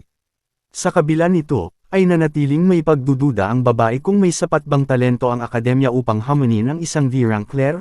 Tahimik niyang iniisip kung gaano katagal makakatagal ang mga koponang iyon. Ngunit ang direktor ay kumpiyansang ang maliliit na E-rank na pasaway ay malamang natatakbo palabas na umiiyak. Lumipat ang eksena sa D-rank dungeon na puno ng malalaking puno na nababalutan ng makapal na yelo. Halatang takot ang mga kasama ni Sitchin. Sino ba naman ang hindi matatakot sa mga nilalang na parang pinagsamang paniki at unggoy, isang bangungot na nabuhay? Mabilis niyang binalaan ang kanyang koponan na ang mga halimaw na iyon ay sumisid sa kanilang mga target sa isang kisap mata, kaya kailangan nilang maging alerto. Bigla, ay isang grupo ng ghost monkey bats ang sumugod diretsyo sa kanila. Nakakagulat, ay nagawa ng mga lalaki na kahit papaano ay maiwasan ang napakabilis na pag-atake ng mga halimaw. Habang natutuwa pa sila na naiwasan nila ang pag-atake ng isang D-rank na nilalang, ay may mas nakakagulat pang bumungad sa kanila. Nakatayo ang ating bida ng kalmado, hawak ang isang kidlat na espada habang napapalibutan ng mga bangkay ng halimaw na nakahandusay sa kanyang paanan. Inutusan niya ang kanyang koponan na unahin ang kanilang kaligtasan dahil hindi pa sila sapat ang lakas, at ipaubaya sa kanya ang natitira. Bigla, ay isa pang ghost monkey bat ang sumugod sa kanila sa bilis na parang supersonic, ngunit bahagya nilang naiwasan ito sa huling sandali. Biglang napagtanto ni Shonzo na matagal na pala silang pinapasanay ng ating bida upang mapahusay ang kanilang reflexes at explosive speed para mabuhay laban sa ganitong uri ng mga demonyo. Kinagat ni Zuo ang kanyang bibig, alam na matagal na niyang tinatawag ang sarili bilang Dorm King. Ngunit ngayon, ay wala siyang ibang pagpipilian kundi umasa sa kanyang simpleng kasama sa kwarto. Samantala, ay tuluyang nilipol ni Sichan ang natitirang ghost monkeys. Sunod-sunod silang sumugod sa kanya, ngunit pinutol niya ang mga ito bago pa nila maproseso kung ano ang nangyayari, parang bigla silang na-disconnect sa server. Bulong ng Dorm King sa sarili na matagal na niyang naririnig mula kay Malong na malakas si Sichan, ngunit ngayon lamang niya ito tunay na nasaksihan. Para sa kanya, ay hindi na siya mukhang isang simpleng graduating student, kundi parang isang veteranong sundalo sa digmaan. Habang nagpapatuloy ang patayan, ay naramdaman ng dating Dorm King ang unti-unting pag-usbong ng selos sa lumalakas na reputasyon ng ating bida. Bigla, ay may isa pang halimaw na sumulpot sa likuran ng grupo at halos hindi niya ito napigilan. Hinawakan niya ang paa ng nilalang gamit ang kanyang nagliliyab na mga kamay at sumigaw sa kanyang mga kasama. Sinigawan niya sila na tumigil na sa pagiging pabigat at magpakatino, hindi lamang si Sichan ang may nakataya sa graduation na ito. Napatingin sa kanya ang iba, nagulat sa biglaang determinasyon. Dahil sa matigas na loob ng Dorm King, ay ginamit ni Shangzo ang kanyang floral chant vine lock, at matagumpay na naitali ang monkey bat. Ngunit sa kanyang pagkabigla, ay agad itong nakawala at sinipa pa si Zuo. Ginamit naman ni Long ang kanyang cloud chant, Frostbite Breeze, na bahagyang nagpabagal lamang sa halimaw. Kaya nagpasya silang pagsamahin ang kanilang mga pag-atake. Sa pagtutulungan, ay nagawa nilang pigilan sandali ang nilalang at sumigaw para sa Dorm King na samantalahin ang pagkakataon. Nag-ipon siya ng lakas at pinakawala ng isang nuclear burst flame bullet na tumama ng diretsyo, ngunit halos wala itong naiwan kundi ilang sunog na hibla ng buhok. Nagpaputok pa siya ng ilang flame bullets sa demonyo, ngunit tila walang kahit ano ang kayang magpabagsak dito. Malapit nang maubos ang lakas nina Xiang Yu at Long. Napagdesisyon na ng Dorm King na hindi na siya maaaring magpigil pa.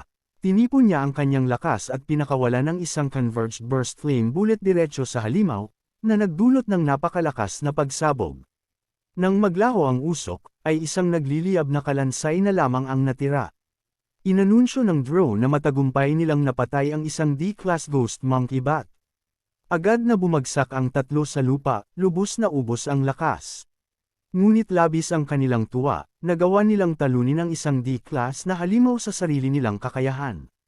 Lumapit ang ating bida, bahagyang nagulat, at agad nilang tinanong kung nakita niya ang ginawa nila. Nag-iwan ang halimaw ng isang buto ng daliri bilang loot, at casual na sinabi ni Zuo na parang napakadali lang nitong patayin. Binati pa rin sila ni Sichan, at maya-maya ay inanunsyo ng drone na nalinis na nila ang lahat ng mob sa loob ng Devil's Cave. Sa panunood ng feed, ay halos mabaliw si Director Gong sa nakita, mga estudyanteng walang tunay na karanasan sa labanan ang nakapatay ng isang D-level na banta na lampas sa kanilang kakayahan. Tahimik na lamang ang iba pang staff. Samantala, ay kalmadong pinuri ng assistant ni Vice Chairman Cavendish si Sichan para sa kanyang kahangahangang performance. Sa isip niya, ang aura ni Sichan ay nagpapaalala sa kanya ng isang matagal ng kaibigan. Binanggit ng Vice Chairman ang pangalan ni Sichan at itinatak sa isip na alalahanin siya, na agad ikinabahala ng ama ni Pangulong Ting at ng direktor. Mabilis na inilipat ng direktor ang atensyon sa student council team na nasa kabilang D-rank cave upang maiwasan ang sobrang pagtuon kay Sitchin. Itinuro niya na nakarating na ang koponan sa gitnang bahagi, at pinuri ng assistant ng chairman ang kanilang koordinasyon, inihalintulad ito sa kahusayan ng isang profesional na guild raid team. Natuwa si Chairman Carl sa reaksyong iyon at nagsabing tila napakataas ng kalidad ng mga graduate ngayong taon kumpara sa mga nakaraan. Mahinang idinagdag ni Director Gong na nagsisimula pa lamang ang tunay na laban, at ang tunay na palabas ay hindi pa naipapakita sa lahat. Sa loob ng D-rank Toxic Vine Cavern, ay sinalakay ang koponan ng Pangulo ng mga Miasma Poison Mushroom Monsters na sumusulpot mula sa lahat ng direksyon. Isang babae ang tumugtog ng kanyang gitara at naglabas ng Elegy of Decay, habang isang Star Mage ang pinagdugtong ang mga kabute gamit ang kanyang Star Attraction ability para sa sabayang pag-atake. Tinawag niya ang kapitan, at sumugod ang Pangulo dala ang kanyang espada, handang tapusin ang laban sa estilo. Sa isang mabilis at eksaktong galaw, ay sumabog ang mga halimaw habang pinakawalan niya ang kanyang blazing Sky Sever. Napansin ng kanyang mga kasama na ang mga halimaw sa pagsusulit na ito ay kapareho ng mga nakaharap nila sa kanilang pagsasanay. Dahil sa pamilyaridad na iyon, ay nagawa nilang kontrolin ang sitwasyon ng walang kahirap-hirap o pressure.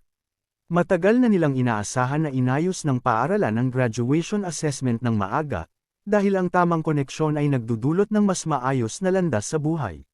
Dahil sa paniniwalang iyon, ay nagsimula na silang magdiwang ng maaga, kumbinsidong makukuha nila ang unang pwesto ng walang tunay na hamon. Samantala, sa huling bahagi ng Cloud Forest, ay nagulat ang mga lalaki na nakaabot sila hanggang dito at narating ang Lair Boss. Sa gitna ng isang nagyayelong kaparangan, ay nakita nila ang isang ghost ape na kalmadong kumakain. Agad na pinagpawisan ang Dorm King, sa isip pa lamang ng lakas ng halimaw ay nakakatakot na. Isang sampal lang nito ay tiyak na magpapadala sa kanya sa kabilang buhay. Parang sinasadya, ay biglang tumingin ang nilalang sa pinakamahinang target sa grupo. Natarante si Malong, at sapat na ang kanyang sigaw upang matrigger ang halimaw. Sumugod ang dambuhalang unggoy sa isang nakakatakot na talon. Tumakbo ang mga lalaki ng buong bilis, parang nakataya ang kanilang buhay. Samantala, ay sumugod si Sitchin ng walang pag-aalinlangan. Tumalon siya diretso sa mukha ng halimaw at sinipa ito ng malakas, kasunod ang sunod-sunod na walang tigil na atake na parang pinaglalaroan ang katawan nito sa hangin. Tinapos niya ang laban sa pamamagitan ng pagpira-piraso rito, ginawang durog na laman ng unggoy. Napatulala ang kanyang mga kasama sa nakita. Ngunit sa kabila nito, ay naiinis si Sitchin, kahit ang D-rank monsters ay hindi na nagbibigay sa kanya ng sapat na experience. Pati ang lot ay nakakadismaya. Bigla, ay narinig niya ang kanyang mga kasama na sumisigaw sa tuwa, nakakita sila ng malalaking mana stones. Mukhang itinago ito ng higanteng unggoy sa loob ng isang guwang na puno. Halos maglaway sa tuwa ang kanyang mga kaibigan habang inaabot ang mga kristal. Sumigaw ng babala si Sitchin, ngunit huli na siya. Sa sandaling nahawakan nila ang mana stones, ay isang nakakasilaw na liwanag ang sumabog palabas. Sa loob lamang ng ilang segundo, ay nabalot ng yelo ang buong lugar. Sina Zuo, Yu, at maging ang mga drone ay tuluyang nagyelo dahil sa Arctic Blast. Sa VIP room, ay biglang naputol ang live broadcast. Ngumisi ang tusong direktor, tila matagal na niyang inaasahan ang mangyayaring ito. Alam niyang naglalagay ng mga patibong ang matataas na ranggong halimaw, at oras na lamang ang hinihintay bago mahulog dito si Sitchin at ang kanyang grupo ng mga baguhan. Hindi natuwa si Vice Chairman Cavendish, halatang nag-aalala sa kaligtasan ng mga estudyante. Nagkunwaring nanghihinayang ang direktor sa kabiguan ni Sitchin at sinabing wala na silang magagawa kundi ilabas agad ang mga ito. Ngunit hindi sumang-ayon ang punong guro. Ipinaliwanag niyang wala pa sila sa agarang panganib dahil kusang gagana ang mga wristband kung magiging abnormal ang vital signs ng mga estudyante, at wala pa sa kanila ang sumusuko. Naniniwala siya na ang mga kalahok lamang ang may karapatang magpasya kung kailan sila susuko. Sa loob ng dungeon, ay nanginginig si Malong sa matinding lamig. Sa kanilang lahat, ay siya lamang ang hindi nagyelo, dahil sa likas na mataas na resistance ng kanyang klas laban sa yelo. Biglang narinig ni Long ang isang nakakapangilabot na tawa, at nakita niya ang isang halimaw na gawa sa yelo at parang kalansay, na tila diretsyong tumatagos ang tingin sa kanyang kaluluwa ng walang awa. Nakilala niya ito bilang boss ng lair na iyon, at naalala niyang nabasa na niya ito sa Monster Compendium noon. Mabilis niyang naalala na isa itong Cloud Mage na kayang kontrolin ang parehong depensa at opensa ng walang kahirap-hirap. Habang madali nitong minamanipula ang yelo at niebe, ay naalala rin niya na ang nilalang na ito, na nasisiyahang pahirapan ng matagal ang biktima, ay kilala bilang Bone King of Remains. Napagtanto niya na ang Ice Bomb ay isa lamang patibong, kaya agad siyang tumalikod at tumakbo upang iligtas ang sarili. Alam na alam ni Long na wala siyang laban sa isang C-rank boss monster na tulad nito, kahit kailan. Sumugod siya papunta kay Sitchin upang subukang palayain ito, ngunit isang atake ng yelo ang tumagos sa kanyang paa bago pa man siya makalapit. Tumawa ang Bone King sa kanyang paghihirap habang naglabas ng babala ang kanyang bracelet, na ang kanyang binti ay tuluyang nabutas. Nag-alok ito ng opsyon na umatras sa pagsusulit, ngunit tumanggi si Long, na sumuko. Sa halip, ay pilit pa rin niyang sinubukang tunawin ang yelo kay Sitchin bago tuluyang mawala ang kanilang tanging pag-asa. Sa sandaling iyon, ay isa pang piraso ng yelo ang tumagos sa kanyang braso, na tuluyang pumihil sa kanya. Natuwa ang Bone King habang pinapanood siyang magdusa sa matinding sakit. Muling naglabas ng babala ang bracelet, malubhal na ang pinsala, nabutas na rin ang kanyang braso at mapanganib na ang bilis ng kanyang tibok ng puso. Muli siyang inalok na sumuko. Ngunit sa halip, ay napunta siya sa isang alaala. Naalala niya kung paanong buong buhay niya ay lagi siyang tumatakbo sa tuwing may problema. At sa bawat pagkakataon, siya ay naiiwan. Naalala niya kung paano siya binaliwala, binyuli, at pinagtawanan. Ngunit ngayon, ay napagtanto niyang napakalayo na ng narating nila. Ito na ang huling pagkakataon upang baguhin ang kanilang kapalaran. Kaya tinipon niya ang natitirang lakas, tumayo, at sa wakas ay napalaya si Sitchin. Tumayo siya ng matatag habang ang Bone King ay nagpakawala ng sunod-sunod na yelong sibat papunta sa kanya. Sa mismong sandali bago tumama ang mga iyon, ay sumigaw siya ng malakas. At sa eksaktong sandaling iyon, ay binuksan ni Sitchin ang kanyang mga mata. Nabasag ang yelo, at sa isang iglap, ay sumugod si Sitchin at iniahon si Long palayo sa panganib. Nagulat ang Bone King sa biglaang pangyayaring iyon. Napagtanto ni Long na si Sitchin mismo ang nakawala sa yelo sa sarili niyang lakas. Nagpasalamat si Sitchin kay Long at agad siyang tinanong tungkol sa kanyang kalagayan. Sumagot si Long na tumigil na ang pagdurugo, kaya mabubuhay pa siya sa ngayon. Ipinaliwanag niya na ang kalaban nila ay isang Cloud-type C-rank lord na kilala bilang Bone King, at lubhang mapanganib ito sa labanan. Idinagdag niya na kailangang iwasan nilang muling magyelo kung gusto nilang mabuhay. Paglingon nila, ay nakita nilang nag-iipon ng napakalaking kumpol ng yelong sibat ang Bone King, na naging isang dambuhalang glacier attack. Nanlungo si Long parang isang napakalaking ice nuke ang babagsak sa kanila. Sa isang iglap, ay bumagsak ang atake, tinakpan ng lahat ng liwanag ng puting yelo. Natawa ang halimaw, ngunit agad itong tumigil. Dahil nakita nitong buhay pa rin sila. Nagpalit si Sitchin ng klase at naging Gravehound King, habang inactivate ang Cloud Warrior Frost Body, na nagbibigay sa kanya ng ganap na immunity sa lamig. Tumaas din ang kanyang resistance, at ang mismong kapaligiran ay naging pabor sa kanya. Napahiyaw sa takot ang Bone King. Maging si Long ay naguluhan, ang kaibigan niyang assassin ay biglang naging Cloud-type warrior. Naisip niya kung isa ba si Sitchin sa mga bihirang prodigy na may dalawang klase. Ngunit humingi lamang ng paumanhin si Sitchin, inamin niyang nagkamali siya sa sitwasyon at nadamay ang kanyang mga kaibigan. Pagkatapos, ay muli siyang nagpalit ng class sa Abyssal Fiend. Hinugot niya ang kanyang Purgatory Warrior Sword at humarap sa Bone King, handang tapusin ang laban. Napanganga ang kanyang kaibigan. Karaniwan, ay iisang klase lamang ang meron ang bawat Awakener. Ngunit may iilang bihira na may dalawang klase, napakabihira na halos mabibilang sa daliri. Ngunit si Sitchin ay hindi isa, hindi dalawa, kundi tatlong magkakaibang klase ang ginagamit niya. At bawat isa ay napakalakas. Sa kanyang Abyssal Fiend form, ay sumabog ang kanyang stats. Sa sobrang lakas, ay lumipad siya mula sa lupa na parang rocket. Sumugod siya sa boss sa napakabilis na bilis, at ang ngiti ng Bone King ay tuluyang naglaho sa ilalim ng kanyang nakamamatay na aura. Sa isang malinis na galaw, ay piniraso niya ang kalansay na parang mantikilya. Umabot siya sa level 17 at nakakuha ng isang bihirang loot. Nakatulala pa rin ang kanyang kaibigan habang tinitingnan ang wasak na katawan ng si Rankler boss. Isang atake, lamang, at tapos na. Casual na pinaalalahanan ni Sichan na nagyayelo pa rin sa yelo ang iba nilang kasama. Tila pinapahirapan si Malung ng isang kakaibang sandali at bigla niyang napagtanto na tuluyan niyang nakalimutan ang iba pa nilang kasama habang nagaganap ang laban sa boss. Agad siyang kumari pa ng takbo upang tunawin ang yelo sa kanila bago pa sila tuluyang maging parang ipinagbabawal na ice cream. Pagkaalis niya, ay napansin ni Sichan na mayroon siyang opsyon na lamunin ang Frost Lich King. Dahil walang ibang makakakita, ay mabilis niyang inabsorb ang bumagsak na lair boss at nakuha ang class ng Cloud Mage. Dahil sa Arctic Nova ng boss na nagbulag sa lahat ng drone sa paligid, ay walang makakatuklas ng kanyang lihim na kakayahan. Bigla na lamang, ay nakatanggap siya ng isa pang nakakagulat na notification. Nag-level up din ang kanyang Lightning Assassin class, na nagbigay sa kanya ng kakayahang magdagdag ng isang bituin upang palakasin ang isa sa kanyang mga stats. Lumipat ang eksena sa D. Rankler, ang Gloomvine Grotto, kung saan ang koponan ng Student Council President ay lubos na nahihirapan.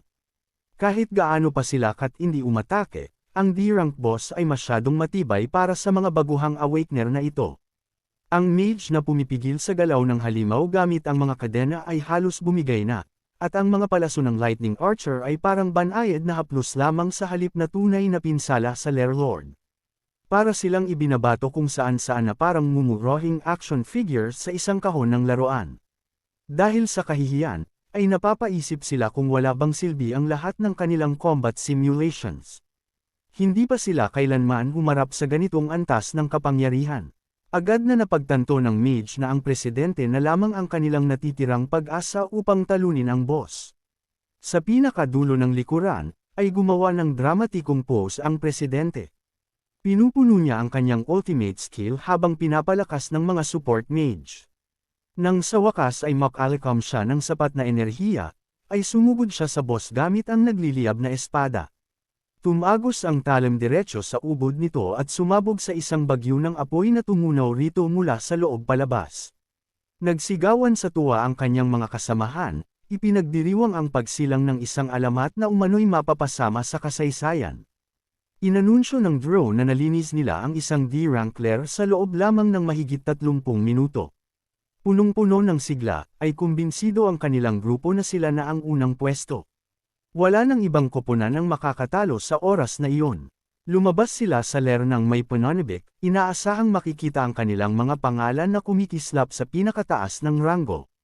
Hindi nagtagal, ay naglakad sila sa mga pasilyong puno ng mga estudyanteng sumuko at maagang nag-teleport palabas. Karamihan sa kanila ay mukhang lubos na nabigla, tila hinahabol pa rin ng mga demonyong unang beses nilang nakaharap. Nagkataon na makita ng aso ng presidente ang ating bida at ang kanyang grupo na nakaupo rin sa gilid. Sa isang tingin sa pagod nilang anyo, ay malinaw sa kanya na siguradong bumagsak agad ang mga ito pagpasok pa lang. Lumapit siya na may mapanuyang ngiti at kinutya si Sichan, inaakalang nabigo ito sa kalagitnaan matapos ang lahat ng yabang kanina. Patuloy na tumahol ang tuta ng presidente, ngunit pinatahimik siya ng kanyang amo nang makita nilang paparating ang vice chairman ng alliance. Marahang pumalakpak ang elegante nitong anyo at binati ang mga estudyante sa kanilang kahangahangang pagganap. Habang papalapit siya, ay nanatiling kalmado ang presidente, samantalang ang kanyang mga kasamahan ay halos manginig sa tuwa sa harap ng isa sa pinakamakapangyarihang tao sa mundo. May kumpiyansang iniabot ni President King ang kanyang kamay para makipagkamay. Ngunit tuluyan siyang binaliwala ni Mr. Cavendish, dumaan lamang ito sa kanyang tabi na para bang wala siyang nakikita. Sa lantaran na kahihiyang iyon, ay tila nadurog ang kanyang dangal sa loob. Mas lalo pang lumala ang sitwasyon nang malakas na tawagin ng Vice Chairman ang kanyang karibal bilang isang tunay na alamat. Hinawakan nito ang balikat ni Sichan at inanunsyo sa lahat na nalinis niya ang isang D-rank dungeon sa loob lamang ng 20 minuto. Kahit ang mga profesional na koponan mula sa kanyang sariling guild ay hindi pa nakakagawa ng ganitong record.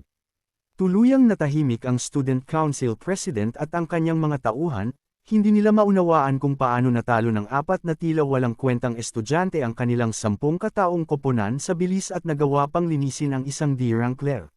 Samantala, ay ni hindi man lang kumurap si Sitchin. Para sa kanya, ay walang halaga ang papuri mula sa pinakamakapangyarihang tao sa bansa. Kasabay nito, ay napaisip siya kung bakit personal na pumunta ang ganitong kaimpluwensyal na tao sa akademyang ito. Gayunpaman, ay kalmadong sinabi ni Carl Cavendish na tatandaan niya ng mabuti ang pangalan ni Sitchin. Pagkatapos, ay lumingon siya kay Gang Lin, ang taong nag-imbita sa kanya. Basta na lamang niyang sinabi na may talento rin ang anak nito, isang papuring tila pilit at kulang sa laman. Nag-iwan ito ng mapait na pakiramdam sa mag-ama. Pagkatapos nito, ay inanunsyo ng Vice Chairman na oras na para siya'y umalis. Agad namang sumingit ang direktor upang ayusin ang sitwasyon. Ipinahayag niya ang pinal na resulta, tabla ang dalawang nangungunang koponan sa puntos. Dahil dito, ay pareho silang makakatanggap ng opisyal na imbitasyon upang sumali sa Imperial Guild. Para sa mga kasama ni Chen, ay para itong musika mula sa langit dahil tila sigurado na ang kanilang kinabukasan dahil sa kanyang napakalaking ambag. Nagsaya rin ang mga tauhan ni President Ting, ngunit siya mismo ay hindi nasiyahan sa naging resulta. Pagkatapos, ay idinagdag ng direktor na ang mga kapitan ay bibigyan ng mga posisyong pamamahala sa loob ng guild bilang pagkilala sa kanilang pamumuno, at ang premyong 1 milyon ay hahatiin ng pantay sa kanila. Nang marinig iyon, ay kapwa nagulat ang dalawang lider ng koponan. Tahimik na nabahala si Sitchin na baka hindi sapat ang 0.5 milyon upang mabayaran ang kanyang utang. Kailangan niyang maghanap ng ibang paraan upang makumplito ang halaga at matupad ang kanyang pangako sa Mithril Exchange Guild. Ngunit tila hindi na ito mahalaga, dahil hayagang tumanggi si President Ting na tanggapin ang tabla. Buong tapang niyang idineklara na isang one-on-one na laban ang magpapasya kung sino ang tunay na panalo. Isa lamang ang maaaring maging kampyon. Ang biglaang hamon na iyon ay labis na nakakagulat at nakatawag pa ng pansin ng direktor at maging ng vice chairman. Nabahala sa padalos-dalos na hakbang ng kanyang pamangkin, ay agad siyang sinubukang kumbansihin na tanggapin na lamang ang kasalukuyang resulta. Ipinaliwanag ng matanda na ang tabla na ang pinakamainam na kinalabasan, lalo na matapos ang kanyang kahihiyan kanina. Nanatili siyang kalmado, iniisip na tatanggihan ni Sitchin ang walang saysay na duel. Ngunit agad itong tinanggap ng ating bida, sa kondisyon na ang mananalo ang makakakuha ng buong 1 milyon na premyo. Ang biglaang pagbabago ng sitwasyon ay sapat upang mapahinto ang vice chairman at ipagpaliban ang kanyang pag-alis. Sa wakas, ay humakbang si Sitchin pasulong at hinarap siya ng direkta, handa nang tapusin ang lahat at magpasya kung sino ang tunay na pinakamalakas.